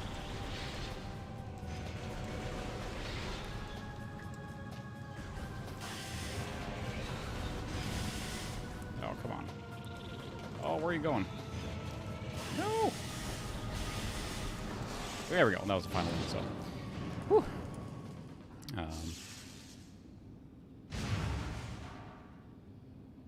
Yeah. Caps, that's the thing. I need to get used to that, too. I need to practice that and get better at it. Yeah, it's probably support on the backwards compatibility, so... But... Yeah, there was a lot of games that I think that Microsoft is doing a really good job, I think, on allowing the backwards compatibility and all those games that they're enabling. I have bombs now. Give me some of that health. So then we can bombify things now. Aha! Missiles. Yeah, you're right. That's the thing. But it's something I feel like there's a big blind spot on me as far as like my retro thing, if you will. Because I mean, running good old hardware, sooner or later you're gonna have to do that. So I like to start practicing. And I think the big thing that Ted keeps saying too is just, you know, take some modems and break them apart. Old modems no one really cares about, are never gonna use. They're not needed for any retro stuff. So I have a few of them that would be good to learn to desolder and add there. Evening Pixel, welcome. We are playing, I guess, for your information, like ATI-powered console. So maybe you can enlighten us on what's actually running in here. But in this case, we're actually running on a soft-modded Wii with the game or the component cables output. So to get a cleaner captured 480p. Oh, furnace. Does that seem like a place we want to go?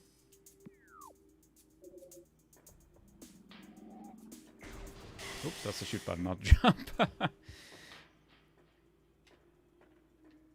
Is that what's running in here? I'm sure some of you guys know that much better than I do, but I don't know if the GameCube has a big Power by ATI button on it, or a sticker on it. And then I assume the, since the Wii is basically using an amplified version of the GameCube, is kind of the same chipset, but yeah, they did really take to the console market around that time, didn't they? So I don't think I can do anything here.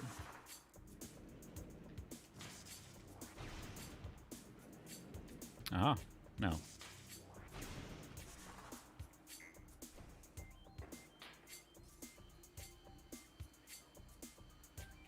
Oh, where did that frog go?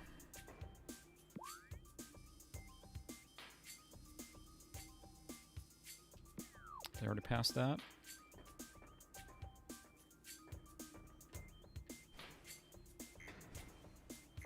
Or was that further back? That was right here.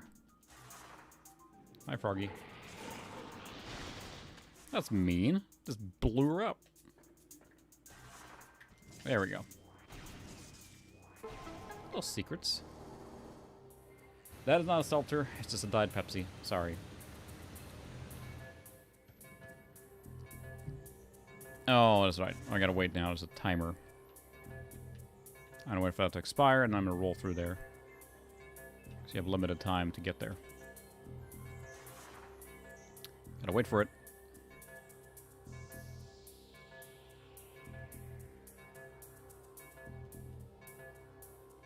Interesting. I just bought it, basically. Oh, they got to put their logo, and that was probably more of a marketing move than it was like a, you know, technological leap thing. There we go. Now it's gonna expire.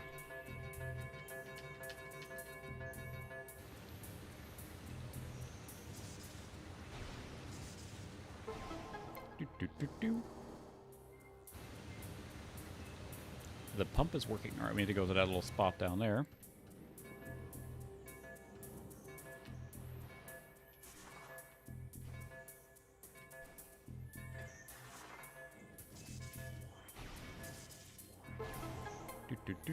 Alright, pump is running now. Ooh, we got little elevators too. The timer's still running though.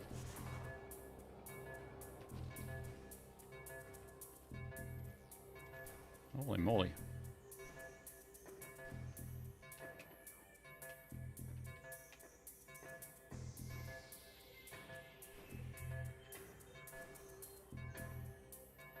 need to go? I guess so. We'll go in here.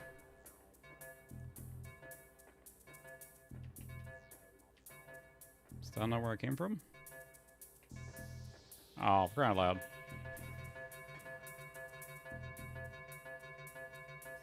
So what do they do now? They just go down again. But they didn't go high enough for me to go anywhere. Interesting.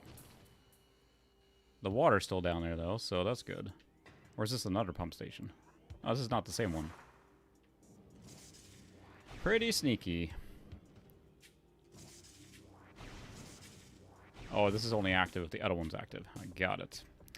Okay, let's try it again.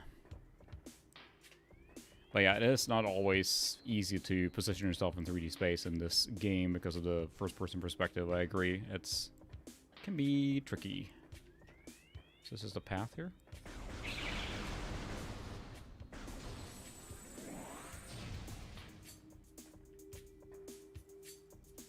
Where's this going? Alright, so it just kind of goes back down here. Alright. Yeah, I mean, that's the thing. Is like, I know that, you know, game consoles usually don't have to be as horsepower intensive, right? At least back in the day before they were x86 based, but they know the limitations or what they have available, and that gives a lot for developers and programmers to make really smart choices on how they use the horsepower. I think one of the more impressive ones for me recently, semi-recently, was Horizon Zero Dawn on the PS4. Even though the base model looks just amazing. But I think, I don't know the technique's name, but they use a pretty clever trick where they really only render what you see in a very narrow space. And that lets them put all the horsepower they have available towards more elevators. So the final one now. Alright, finally it's out of the timer at least. So they can really focus on that, so.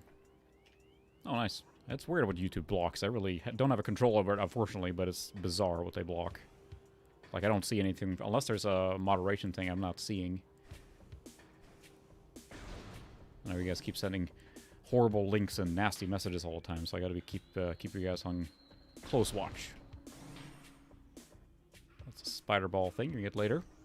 And I've seen people when they speedrun, they manage to like basically get around that stuff by doing a whole bunch of trickery jumping stuff. I always thought these sections looked really cool too, like a little diorama.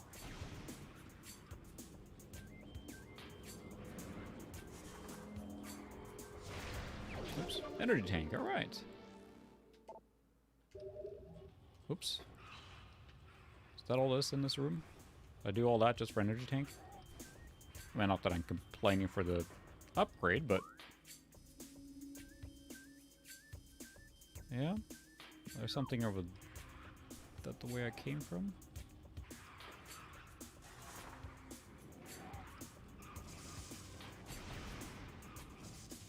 Was I just suggesting I explore this? Was that all? Because this is...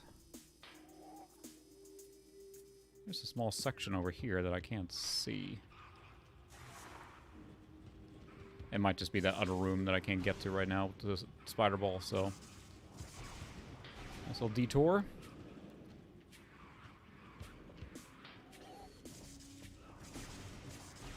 I never ever learned to... it should be sticky there. Feel free to click the link there if you want to join. No pressure, but you have to. No. It should be at the top there, but just fun place to chat and whatever. I think it was Aussie originally who was really on me to get Discord spun up, which is cool. It's a good way to people to connect and talk off stream. Main source of toxin located. Ooh, sun chamber. I wonder if there's a huge boss there. Oh, Pixel. Actually, 1 second.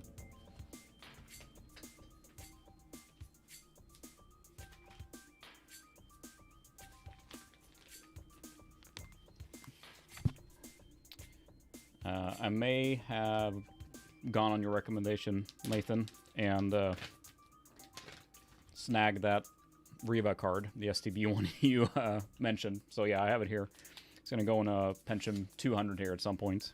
I'll make a video on it, but I'm excited to try it out. I think it's just weird. I just don't remember around that era if I had a TNT or if I had if I skipped to TNT 2 right away. I just don't remember. So I'm excited to mess with this card. Yeah, the bomb jumping, I'm just awful at it, so... Yeah, thanks for the recommendation. I think that was a really good price, and I looked at it, it's like... It was, getting down to, like, expiring the auction, so I just offered a few bucks less, and the seller took it, so... That's a Riva TNT, right, I think, we agreed on? Because what we talked about, was that we needed something... I was looking for something to replace a, not replace, well... Sort of. Voodoo cards are so expensive, and a P2, I think, you know, the Voodoo is perfect for that, but I'm using the Voodoo for my 166 now, and I think it works really well on that machine, so I didn't want to take it out of there. Let's see, we are going to there, but we're going to save first. Okay. Yeah, Riva TNT, so I think that will be, it's a little newer than a P2 or P1 200, but it should still work pretty well, I think. For that machine. As far as like a pseudo substitute of having 3D acceleration and all that stuff, that's not 3DFX based. Let's save, because we like to save.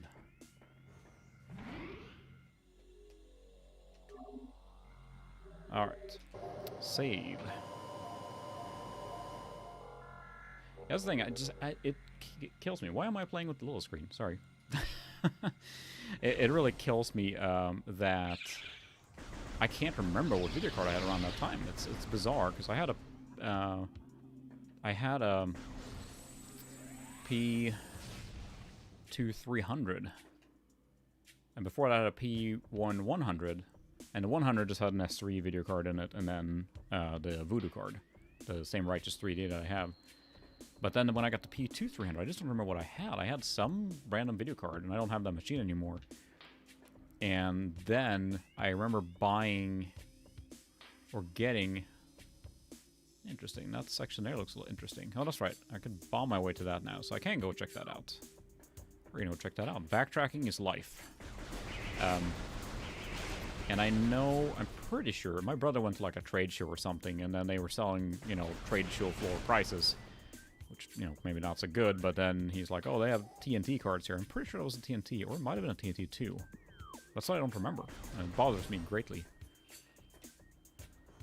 But I did buy that something for my P2, or my P3 500. Pretty sure. It's such a big black spot in my mind on what I had, and normally I keep, you know, pretty good track of all the stuff I've had, and that's just, I don't know why I can't remember. I have no memory of this place. Well, I have memory of this place. We were just here a few minutes ago, so... Hi, boys. I'm back.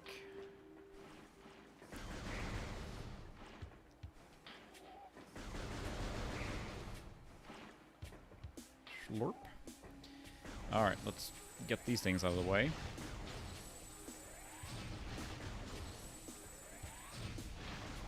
So yeah, I'm really curious to try this out on PC as well with emulation, with the mouse and keyboard support, and having ultra-wide as well. It would be pretty cool to play. So the drivers for this card, it looks like it has a Dell sticker on it, so I assume it might be one of those that uses the Dell proprietary drivers or something. But I'll try it out and see. I'm not sure how soon I'll get to it, but you're right, the price seemed like a good one, so...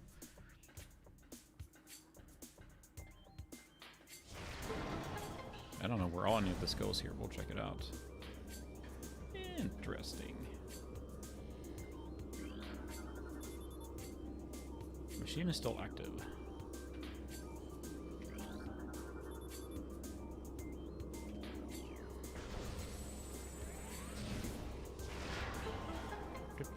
So just a missile upgrade. Alright, all's worth a backtrack, so.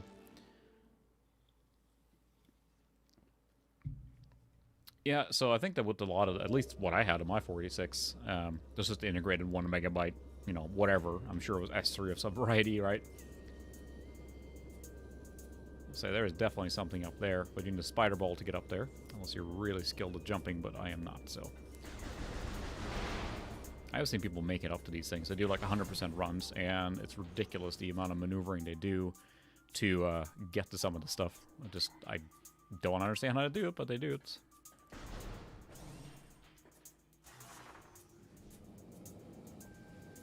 Those things back? Yep, they're back. Ah.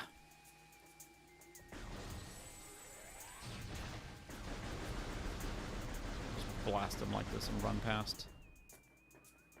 Ah.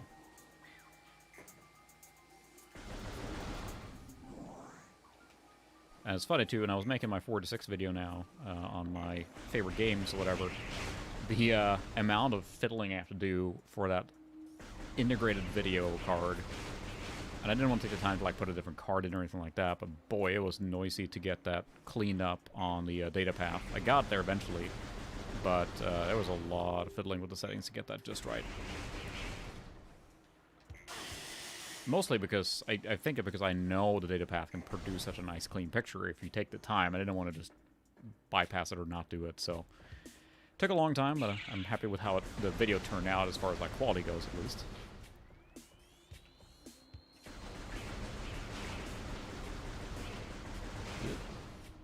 Alright, I gotta remind myself where I'm going now. At least back here. Let's probably save since we're gonna walk right past the save room. Mushrooms are respawning awfully fast.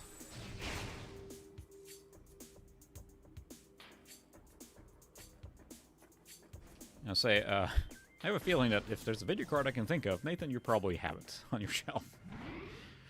I'm more of like been a circumstantial or haphazard collector of that kind of stuff. Mostly where I can use them, I guess. That's my goal, is to have all the systems I have be usable for their purpose, and then either, you know, stockpile them or sell them or just give them to someone who wants them. I know a couple of people that I work with that are younger that like would love to get into that stuff. I'm hoping to build machines for them too, so they can kind of get into it, because I don't need, you know, 4 or 5 machines that does the same thing. I'm trying to be a little smarter in my collecting because it takes a lot of space. I mean, not that I don't grab everything I come across, but okay. We need to get up to that high point there. Either the high point or down here, I'm guessing.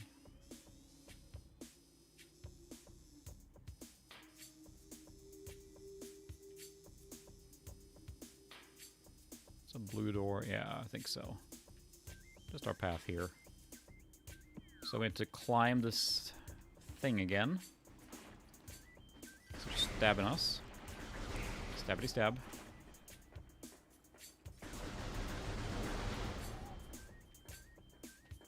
Nice. Yeah, that's the thing too.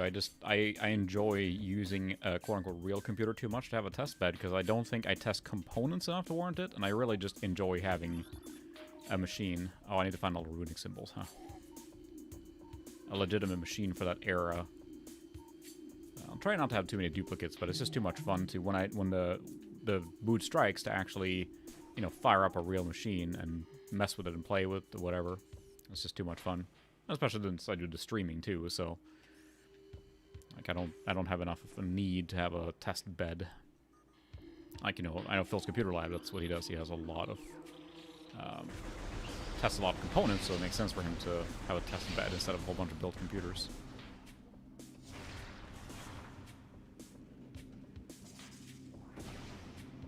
There we go. Don't fall off. Oh, there's one of those. There it is. This runic symbol has been activated. I may have to find all those. Jerk bee things.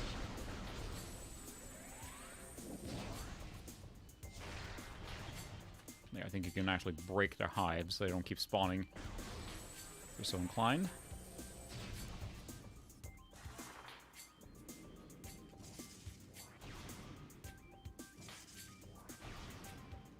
Fine, we'll shoot him. Oop, don't fall off. There we go. So, what are the odds I'm going to get all the way up here? And then that's going to ask us to find all those runes. Or is it just a door here? Where am I? Oh, there's another platform here. This is a tall room. Yep, I think so. I need to find more runes. Oh, goody. So they're probably all on the bottom floor here somewhere. Kind of pan around.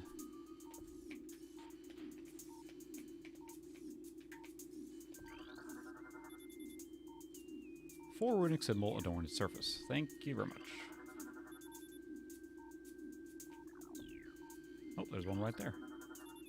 That's convenient, so...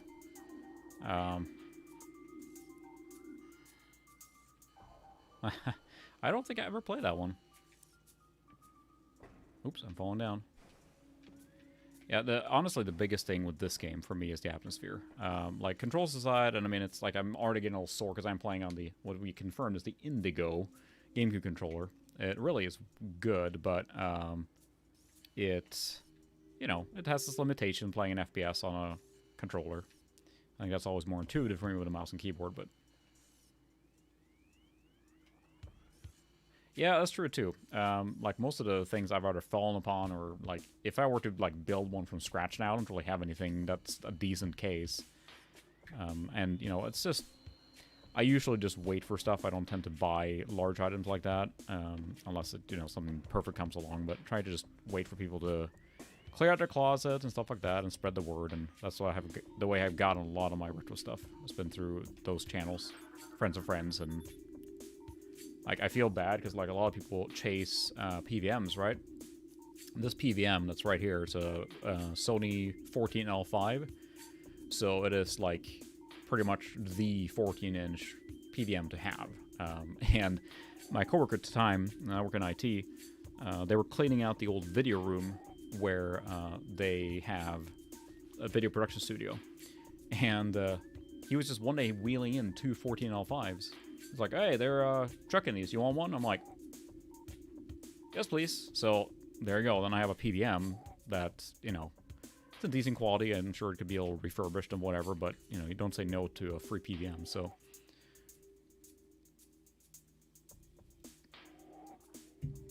oh, sweet. One thing I've considered too is that there are a lot of people are trying to match the original beige with modern spray paints. I know, like, for Amiga, for example, there's one of the almond white or something like that, I think, that kind of matches what the Amiga used, so you could spray paint that kind of stuff. But there are different beige ones that can kind of match. But I have one tower that's very yellowed, and instead of, like, excuse me, retrobiting, I was thinking of, like, making it black and building an XP machine or something. But then you gotta consider, like, spray painting is, you know, pretty permanent. I don't want to plastic dip or anything. Alright, so we got to find the last rune, which I have a feeling is going to be way down here somewhere.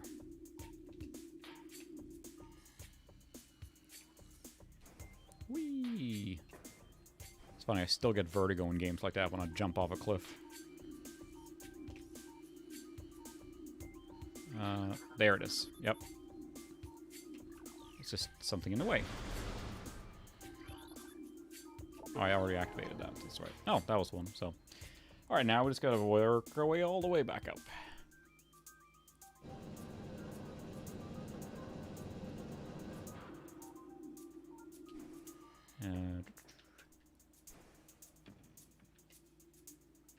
Oh yeah, please do. I saw someone on Retro Machines Facebook group. I have a feeling a few of you are already on there as well, but it's a fun place to see different builds and whatnot. And someone did a really good job spray painting a pretty mediocre looking case with a really nice, like, kind of almond or mostly white-ish thing, but it turned out really good. Like, someone was saying that it looks like it's perfect for a P3 build, and I agree. Came out really clean. It's always the kicker. Like, I get questions too sometimes with people. Yeah, that's very hard. Finding a desktop case, I think, is very difficult these days. That's just really on happen chance. It's just not something that's quite as prolific. There we go. We made it. Of course, there's a little. Please tell me there's a save point before this boss.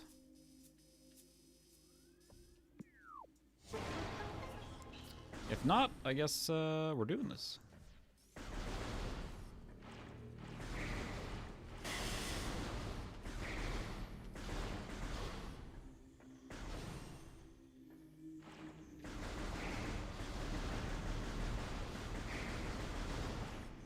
Jeez, personal space tentacles. Oops, that's the wrong button. It's not helping. I swear I know how to play this game. Yep, so that's the boss. I do remember his attack pattern, so... Alright, let's see if we can do this on first try. So I may be missing chatter for a few minutes as I fight this guy, because I gotta focus.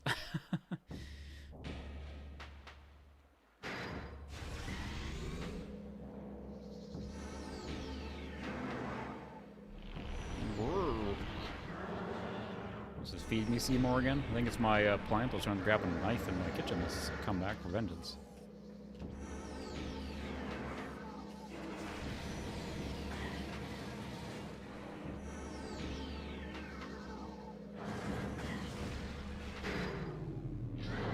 We gotta knock those down, and then it doesn't like that, and then you gotta go and bomb the thing.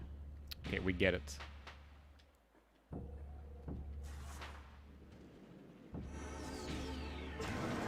You gotta do that like 3 or 4 times.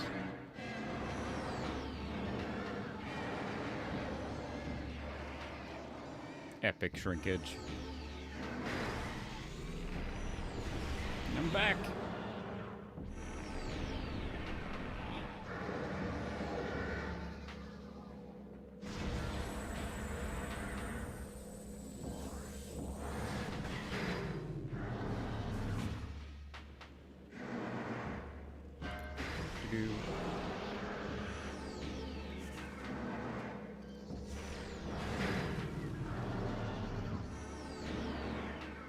What? Is the other one back?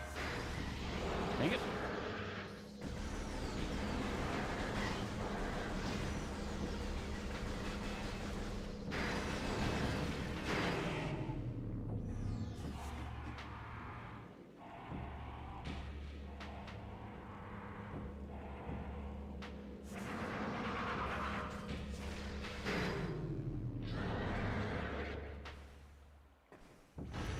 Stop him from knocking those down. Okay, now he's done. Uh-oh. Where's the thing?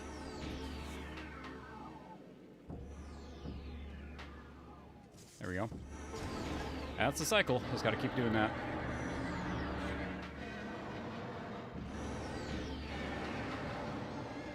Yeah, that's the thing when finding those cases, is that they might be missing a lot of stuff, and it's difficult, like, especially finding from recyclers or whatever. It's, you know, very unlikely you get a full, nice, complete case that's in clean condition, at least in my experience.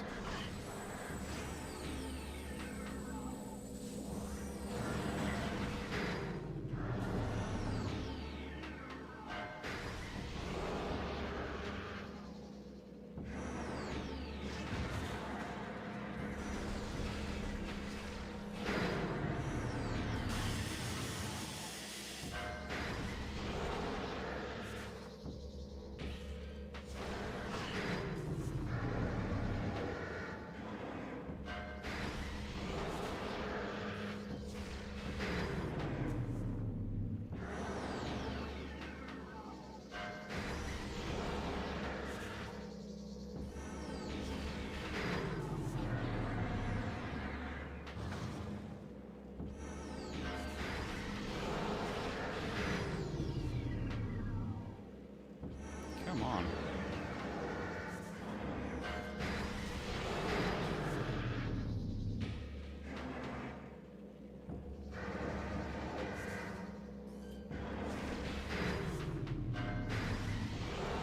Keep knocking him back. I can't remember the strategy for this.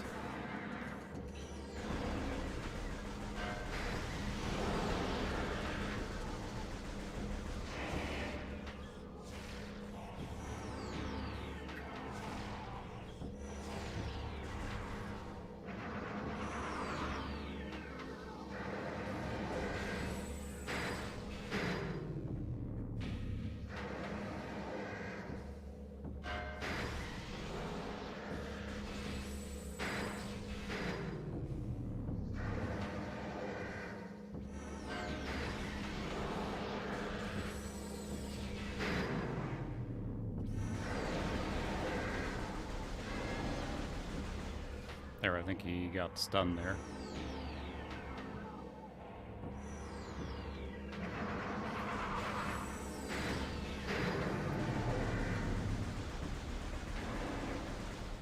Oh.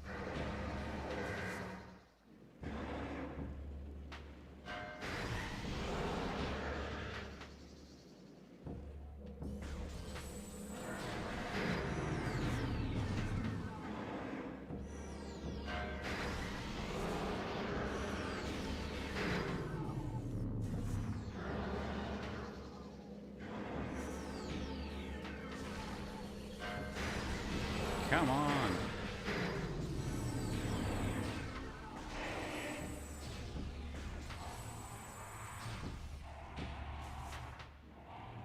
I think that stunned him, and the question is if it's long enough.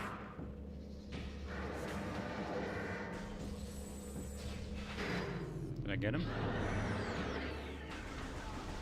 Yep. Finally. Alright, I think there's one more face after this.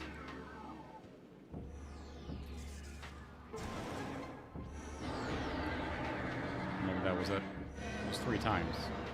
To the 4th?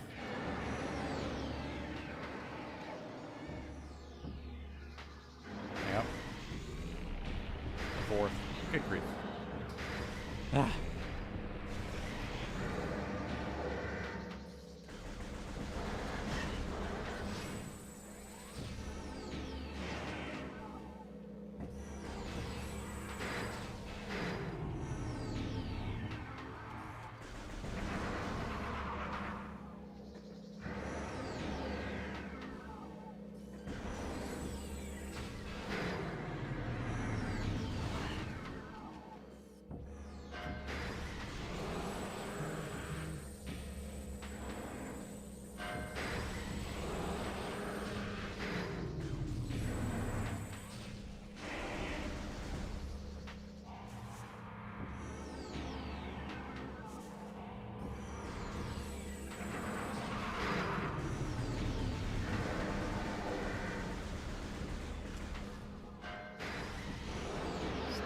Hitting those things back.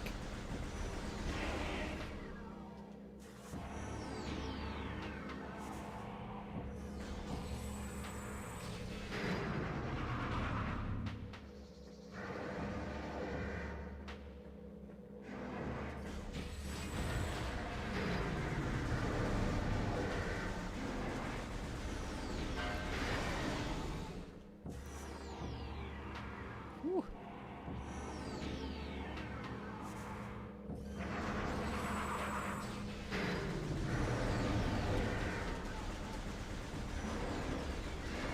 Stunned out. Can I finally get it?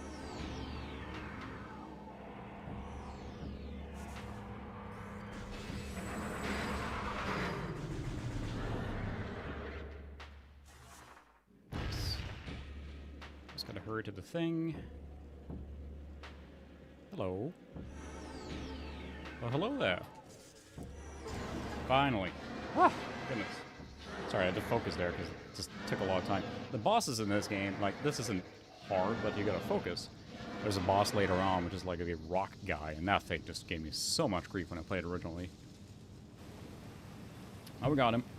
The epic shrinkage is permanent now, and that takes care of all the toxins, so I think the water is non-toxic now in this whole area, which makes you able to maneuver around a lot more. Ooh, happy blue water. You're right, it is kind of like a Borderlands game, so... Look at that. Varia suit. Haha, now we got the cool suit again.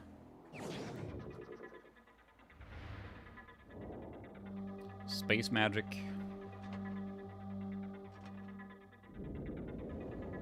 Oh, that's right, Mike. You said you had a AST822, right? Yeah. So, I have that same machine, right, or the 8100P, which is the one in the US, it looks like. I haven't been able to find too much information on the Advantage series, the international differences, but I had an 812, I'm pretty sure, an 810 in Sweden, and that was my P100 machine at the time. Varia suit acquired.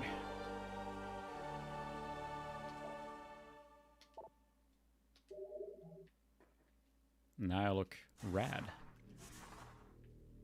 Rad level increased.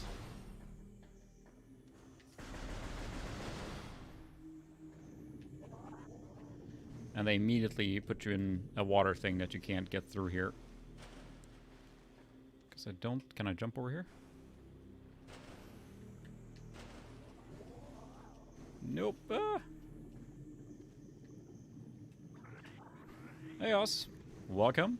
We are deep in water, apparently. Oh, I felt like I got stuck there for a second.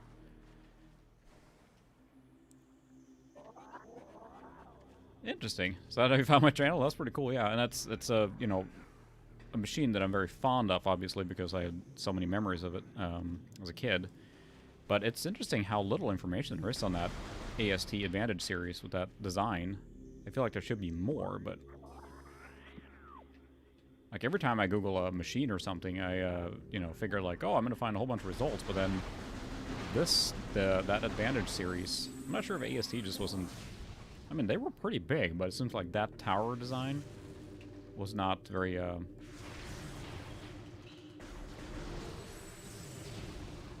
sorry, I think these guys are unkillable until I get another beam weapon. Just gotta keep rolling.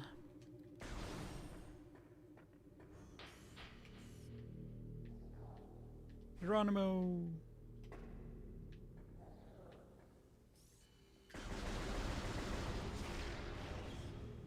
Well, those things are indestructible, apparently. I think they're meant to be a challenge for you. Ugh, I still get vertigo doing that. Ow, ow, ow, ow.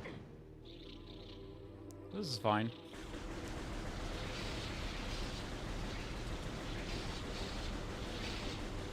Come on. This is a farming room, apparently. Yeah, the drive cage, I do have it, obviously, for mine. If I had a spare one, I'd arrange something. But yeah, I only have the one that came with mine. But it's... What he's talking about is, yeah, it's... what I'm planning to do as well, and one of the things I had planned, which is like everything else... Good grief! Where's an exterminator? We need one. I guess the Samus is the exterminator. Wow, that thing just took a dive into the missile to protect the hive.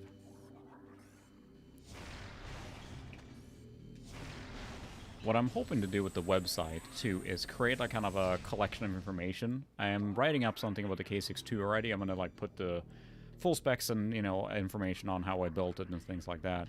I'd like to have articles and information on these computers so that then eventually, as people search for them, they can find that sort of information and have it kind of like a little compendium of data on each machine then that I have. At least the ones that they do have, I can inventory that kind of stuff and just try and log some information. And this is fun to use the website for that purpose, so.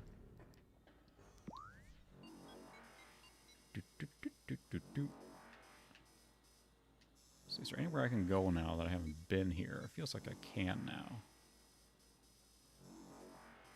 Like there's a thing I could go there. Try to collect some more items. It's always handy. Because this is the elevator Norfair. And that's the thing, you know, I don't have any formal plans exactly how that would look, but it would be nice to have a little bit of a database of information, you know, of my parts and components, and to be able to also have driver links and things like that to say, like, you know, if I have a video card or something, or a component or computer that was hard to find a driver for, then I can host it on that site, so. Oh, nice. Yeah, I'll let you know. I'll kind of put stuff in Discord if I need is this something I can open?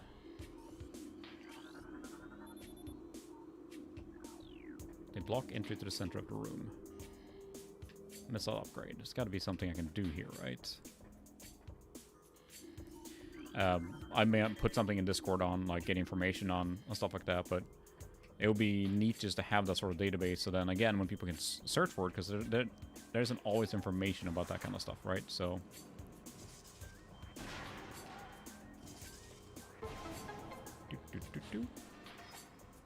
That's one lock. I think you have to do the bomb jump here. Might be here a while.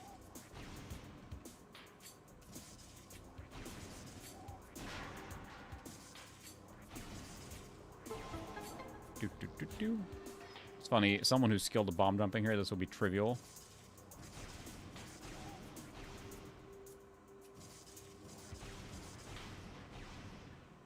You only have 3, too.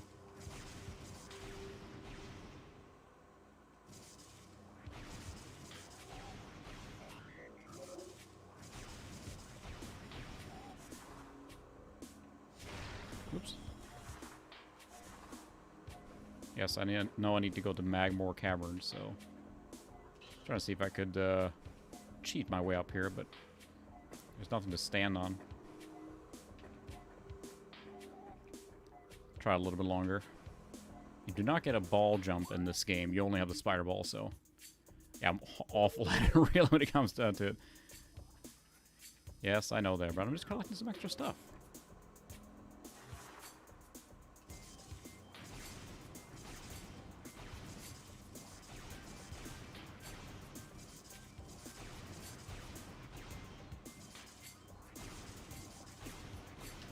I got a little higher that time.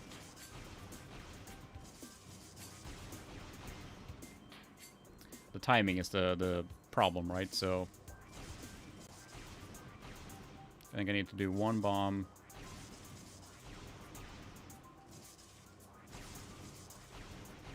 Oh, got higher there. Almost. Yes!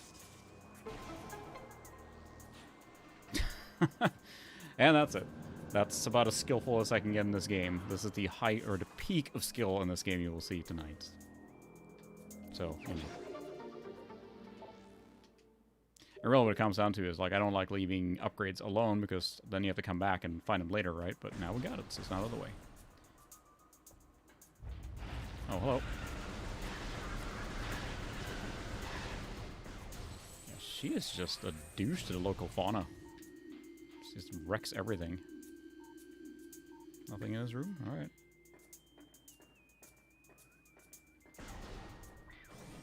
Ooh, energy tank. Alright, well, that's a good place. So they did want you to backtrack this way. And then we should go and do the bomb thing that was up across here. And it's the funny part, watching all the speedruns of this, when they do the 100% on this, they don't follow this path. I mean, they jump and find little ledges. And it's pretty impressive the skill level they have to pull that off. I don't think I've ever seen a Zenith system. Or, I mean, at least in person, I'm trying to think, but... I've seen a lot of pictures of them, but I don't think I've seen one in person. Now that I think of it.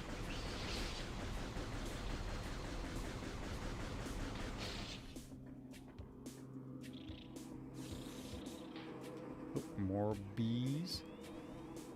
Ah, not the bees.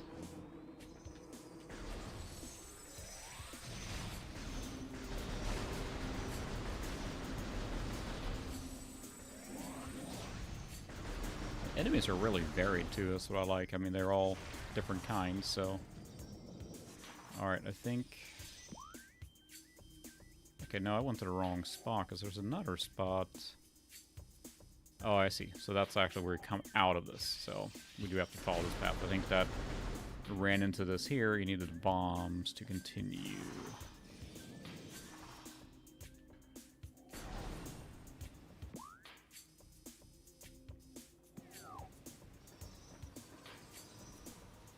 Did I just not go there? I guess the water is safe now, so that probably helps. Yeah. Ta-da. Fresh water. Spring water.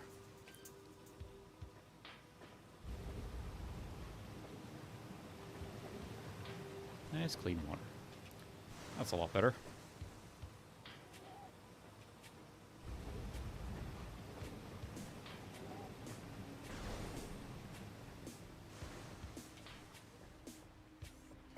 Mushrooms. Shouldn't those be gone now? It's got the little Unreal Temple vibes here. Warning. Oh, this is, I don't have the grappling hook yet, so I can't get past here. At least I'm not burning to death being in here, but that means that this room is now blocked out, so I can't do anything here yet. So, nice detour. Is there anything here? This is the place to get up from the lava if you fall in. Yeah, looks like it. Let's not fall into lava. Sorry, Oz. So I guess the biggest thing with the OSSC then is it gives you a lot more options as far as timing and fine-tuning the signal, right? You don't have to worry so much about what you're capturing into, because the OSSC lets you do all the timings and kind of act as a filter, almost. Anything in the water?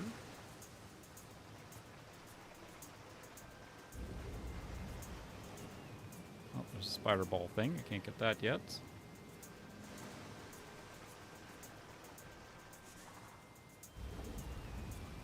Oh, nice. Shop Goodwill is like one of those things, like sometimes you can get a really good thing, but often it feels like it's overpriced as retro people know, or that people know what the retro stuff is worth anymore. I did buy the speaker system I'm using for the vintage setup here from Shop Goodwill. Alright, is there anywhere else? Because, yeah, I can't get here yet.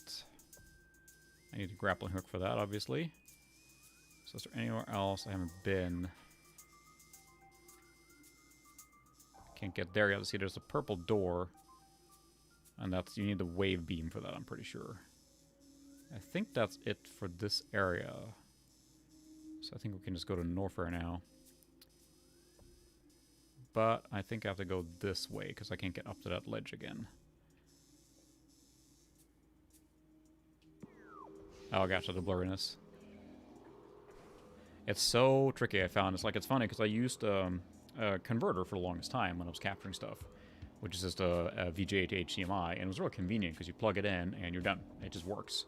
It captures just about everything, and I did a video on it years ago now. But it's definitely blurry. Like, it's just scaling everything to 1080, and it's not doing a very good job of it. It just kind of blurs everything. So then getting the data path card, and it's like, that can produce such a sharp signal, but good grief, you guys will see me when I'm setting up the capture too.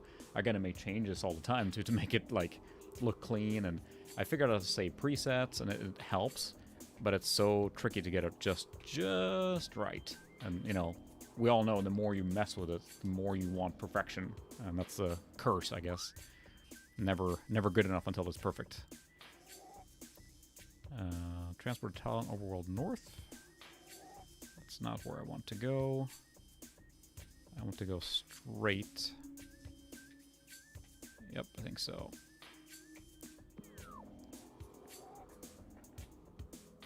Hit that save room on the way.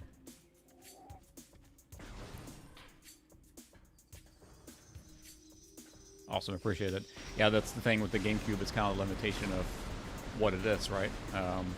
It looks really good on the PVM, but if you want crystal clear captures of the GameCube, you pretty much need to do an HDMI out thing or solution of some variety to get it cleaner. But I tried really hard to get the video chapters better on the PCs, but I feel like I'm learning the software more and more, so it's getting easier and not having such a hard time just getting a good signal.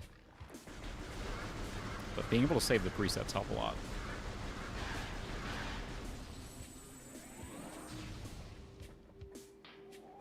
Again, I like the detail there, that the heat energy coming off the blaster after you've been shooting. Oh, look at this. I think we can go in here now. I bombed that guy. Go away.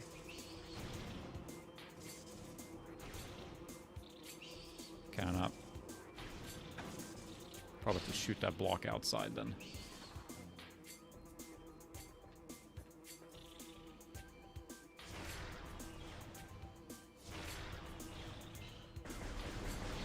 No? So why can't I get that block? This seems like a weird... Oh. I see. I know what I need to do. I need to get up here and then bomb it from the underside and fall down.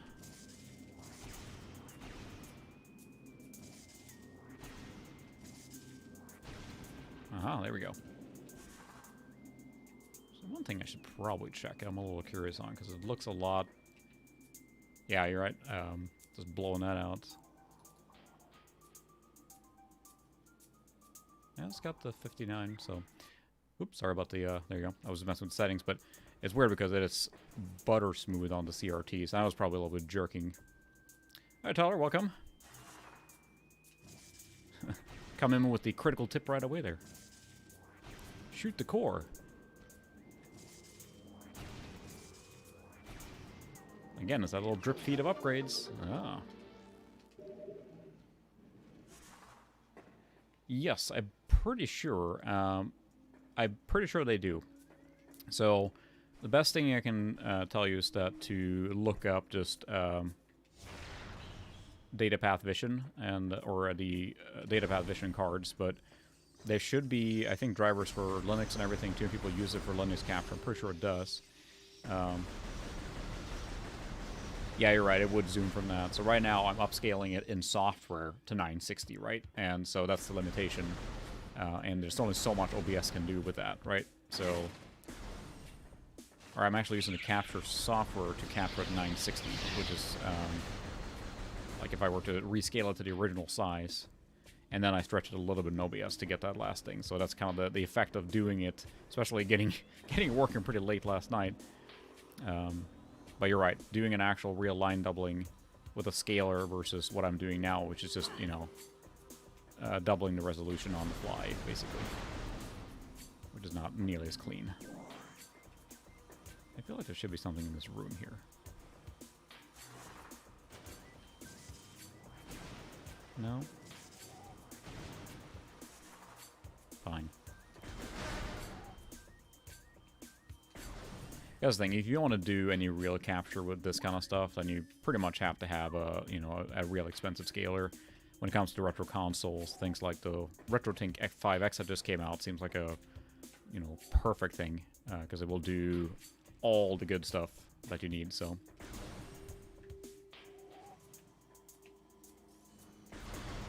The nice part with the data path cards is that you can get them for used for 50 bucks or so. Then you're missing a bracket, so you have to take that in consideration. But beyond that, oh, have I been here? Yeah. Beyond that, they take all the DOS resolutions like nothing. They don't complain about any of the signals, really. They're so versatile in what they capture. I don't do any tweaking. Detects it correctly, and then you pretty much just have to... Okay, you can blow that for no reason.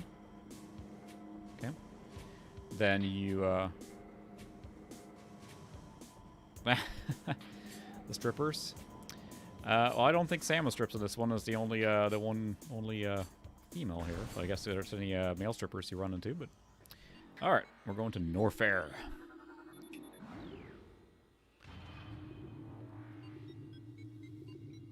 We gotta ask for the strippers every time, so...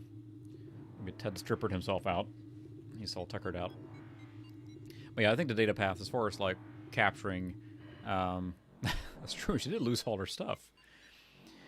The capturing, like, vintage PC stuff, I found that the data path has been very powerful. And it's not that expensive, and you can find them on eBay. There's a single one, there's a couple ones. There's a dual input one with 2 DVI ports, and then the E1 and the E1S. I have the E1, and what that is just the bandwidth that I can capture at. So if you want to capture a 1080p, for example, which you can do, and 2 screens at the same time, the E1 will not have enough bandwidth to handle that. The E1S will. So it becomes like a... What are you going to capture and how are you going to capture it? For vintage computer, then the E1 has been perfectly fine. But it is fiddly as all hell, I will say that. Whoops, I guess I'll fall down here and take a lot of damage. Ow. Here comes the Norfair music.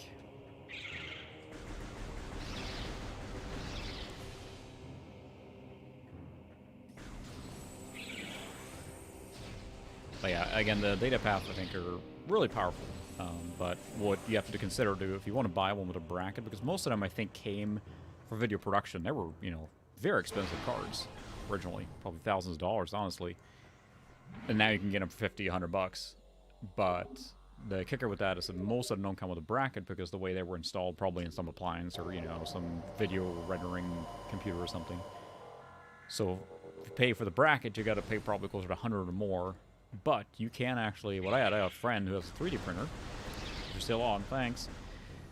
And he printed me the bracket that it goes in. And I was able to mount it in my computer for that. You can also submit, I think, there are places where you can basically build or send in the 3D printing as a prototype bracket, and then you can use that. So you can basically print the metal one. It was worth it for the paying $50 for that, which is now my main capture system I use for all the vintage stuff, all the vintage computers. And I found one on Thingiverse, I think, just so. Thanks, Brian. It's now my primary use card, right, for everything vintage computer capture. I still use my StarTech here for this stuff because it has inputs for component, composite, and S-video, so I don't have to mess with the conversion of that. Because at that point, I think you're better off having some other thing in between. Oh, there's a full Norfair music.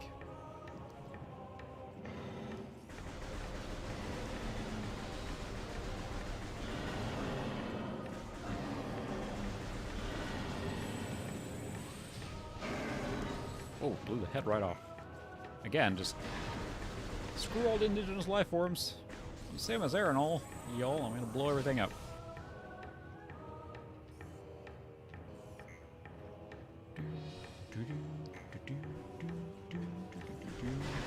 Oh. It's sinking. That is not good.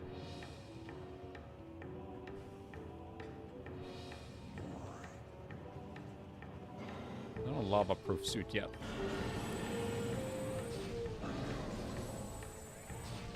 Thanks, I've been really trying to... Because, I mean, that's what I mostly stream, right? This is my first time streaming this sort of console. That's where the Mister, I think, is really helpful for streaming classic console. Now, of course, you want to play on the real console, but limit your options a little bit. But since the Mister can do, you know, Super Nintendo and Genesis and all that stuff, and they're working on the Saturn and PlayStation 1 core for it.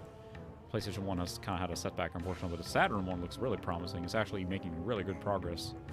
We may have a full working Saturn core for the Mister here pretty soon, which is, I think, very exciting. It's gotta be, yeah, I'll say that has to be something you can blow up here.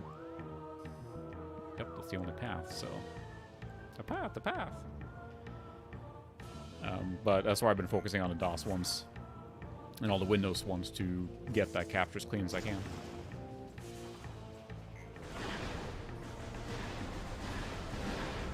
And it really explodinate.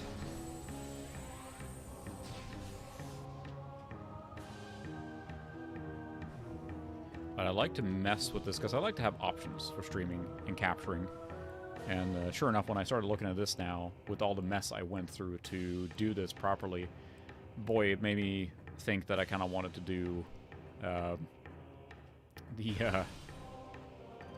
not the mod. You can buy basically a... Can I shoot this guy under here? Yeah. No.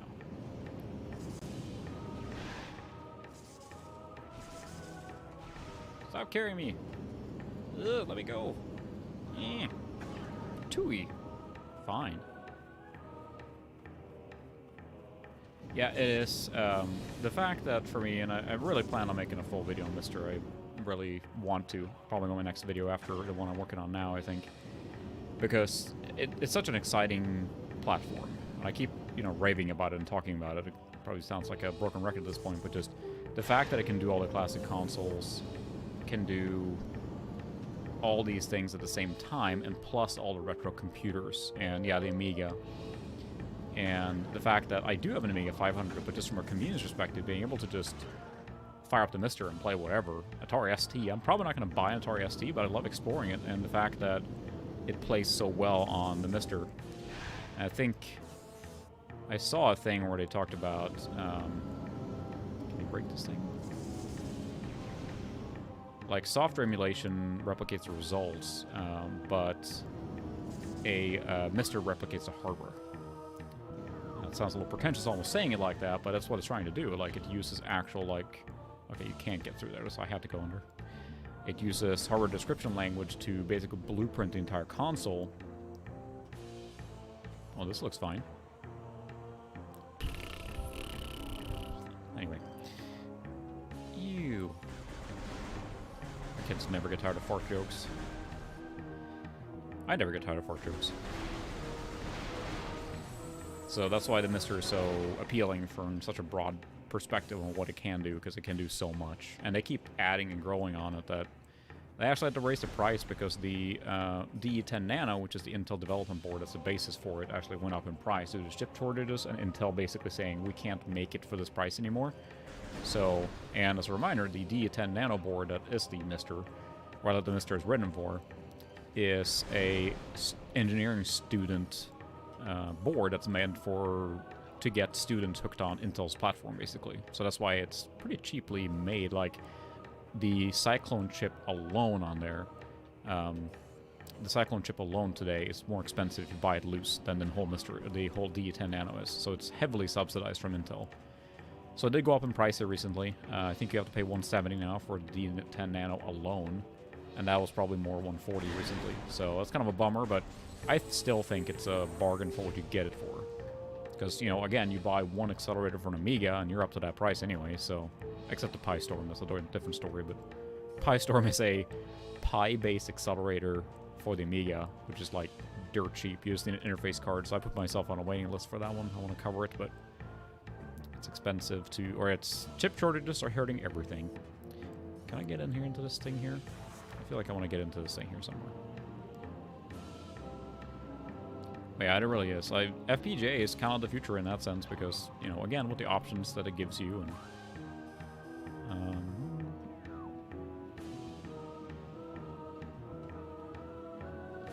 I guess there is not a way in here. I might open up later. So we have a door up there. That looks ominous. Guess I'll jump up on the platforms then. Well, there was a small room that went down here somewhere. Where was that? This. Maybe this is the way in here to this place. Yes. Alright. Found a tube. All those jerks again. Here, eat that. Leave me alone. There was a path through here somewhere. Yeah, that's the thing. And the D0, I assume, was like the original development of that. It's going to carry me all the way out. 2E, okay. Oh, come on. But since that was a pretty small one, but I assume the D10 is just like the natural evolution of that same board that you worked on them, but I love the concept of too. It's like basically programming the circuitry to do something.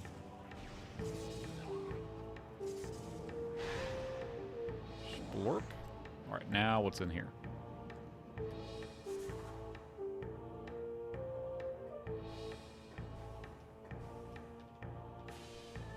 Because that was a lot of work to get in here.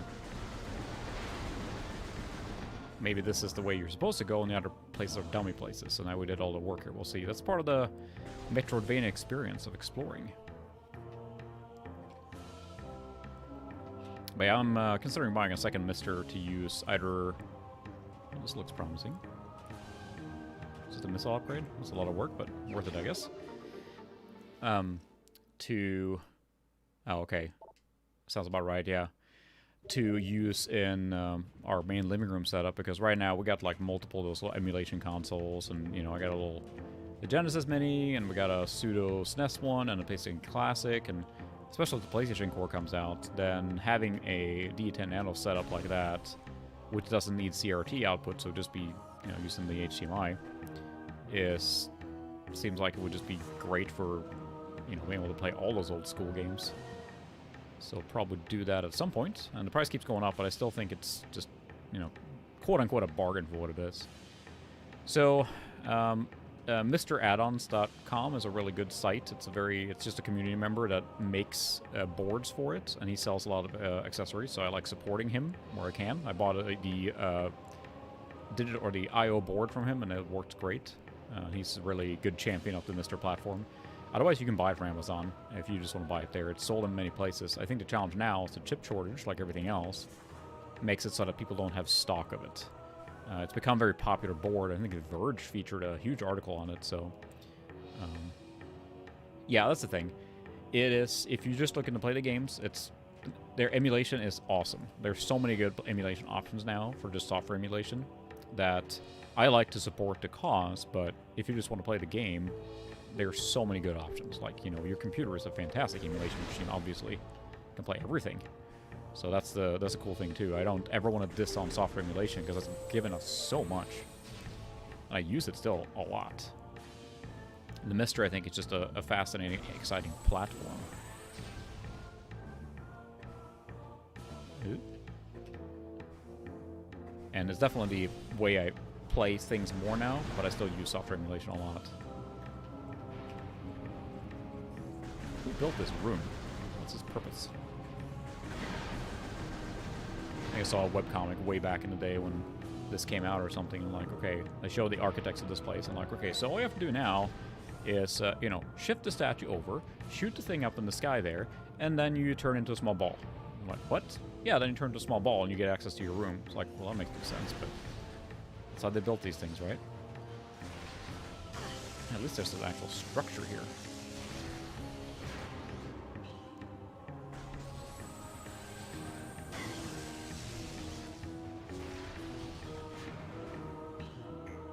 I don't know where I'm going, but this seems like a good place.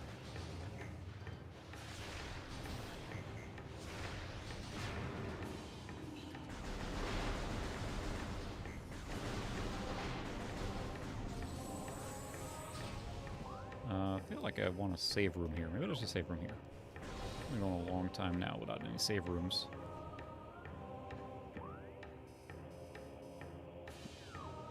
What's to say? Shore tunnel. Sure, it's a tunnel, but where does it lead me? Aha. Save room? No. I'm gonna go back to the other room. It feels like there should be a save room here soon. It's been a long time without a save room. Yeah, it's... They don't need a purpose, you're right. It's just a random-ass room, what's the problem?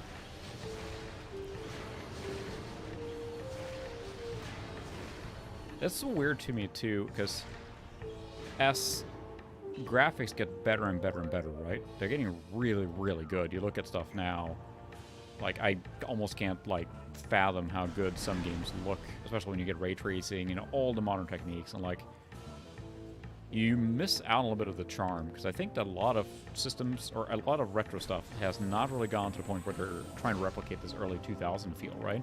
Most of them go for retro pixels, which is awesome, but nothing really tries to duplicate this era very much. So this becomes almost like a in-between thing. Like the Boomer Shooter, which Suka did an awesome video on here, check that out. It has become like a retro thing now. But that's a very specific niche thing, I think, as far as like the style, right? A specific style of game. But these type of games, even when they make like throwback like platformers like Lucky's Tale or the Yooka-Laylee and those things, they still use pretty modern graphics and stuff. So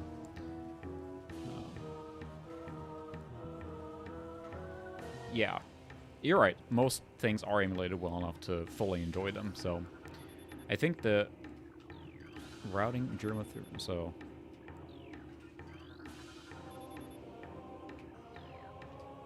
this is a power station then. The thing that I will say, as far as like the emulation goes, when you play the same game on FPGA, or at least the Mister, the way I experienced was that, you know, I played Super Castlevania on my Pi. I played it on on my Pi mostly in software emulation and everything. And I know there's multiple things in software emulation that are really good, like the look ahead and things like that are very CPU intensive. As soon as I played Super Castlevania on the Mister, it just clicked, especially on a CRT. It was like there was no lag, and the feel of it was really good. And that's when I think I really got sold on the Mister as a platform, and just how true to the real console it felt. Like my brain was just like, I was just playing it, and I was just, you know, I still obviously have a good time with software emulation, don't get me wrong, but it felt so good to play. That's probably the most... Oh, can I just shoot the door? Alright, I would really like a save room here now. don't know if it's going to give us one. Income and scan it. Okay, now it's going to tell us something. Foreign technology present. Oh, well, that's literally where I'm going, so... Well, good. Fine, then. So we're going to Pendrana. We just made a little pit stop in Norfair.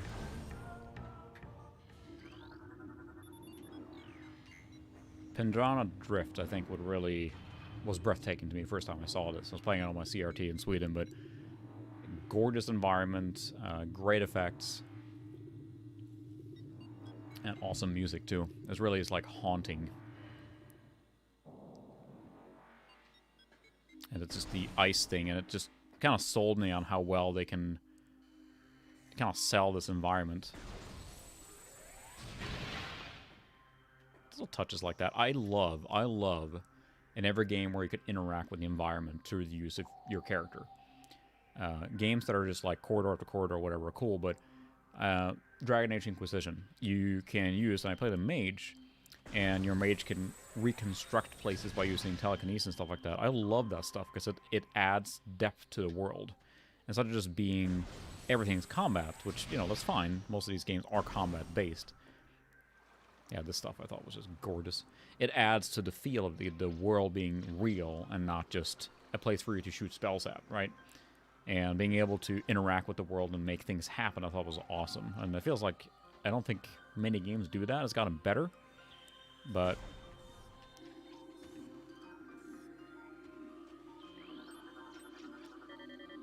Scanning. Save station detected. Yes, please.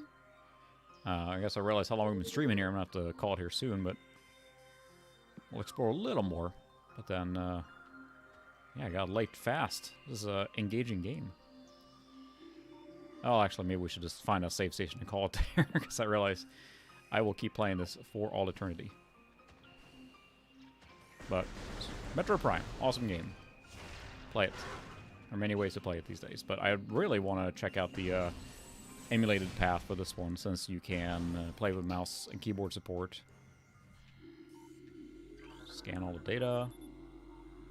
All ballistic support personnel report to Research Lab Hydra. New personnel must report to the South Research Facility. Save. Yep, that's true.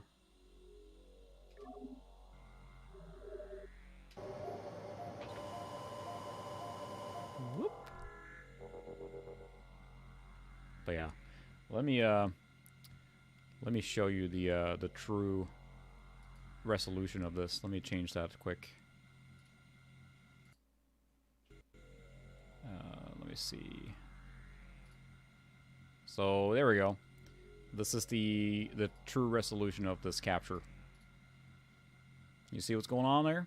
So that looks very crisp, but then the problem is that you can't see what's going on in the stream, so that's why I have to blow it up a little bit. And I think that I don't have...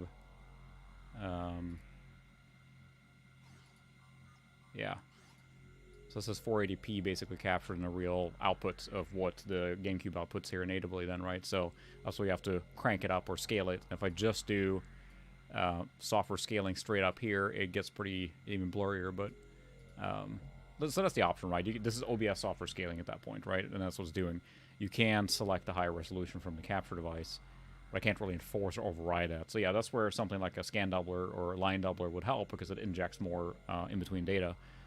And it's unfortunate because, and also you can see now the it's not a, well, you can't see, but it's not a square as I see it on the CRT, which it's hard to describe how vivid it looks, especially on the PVM.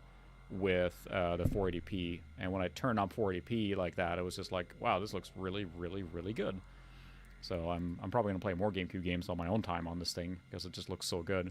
So I gotta tweak some more, but it was my first attempt at like streaming using the GameCube or the Wii for this, and I'm hoping to test some more stuff. But heck, I might consider getting one of the upgraded options to get better quality. And you can buy.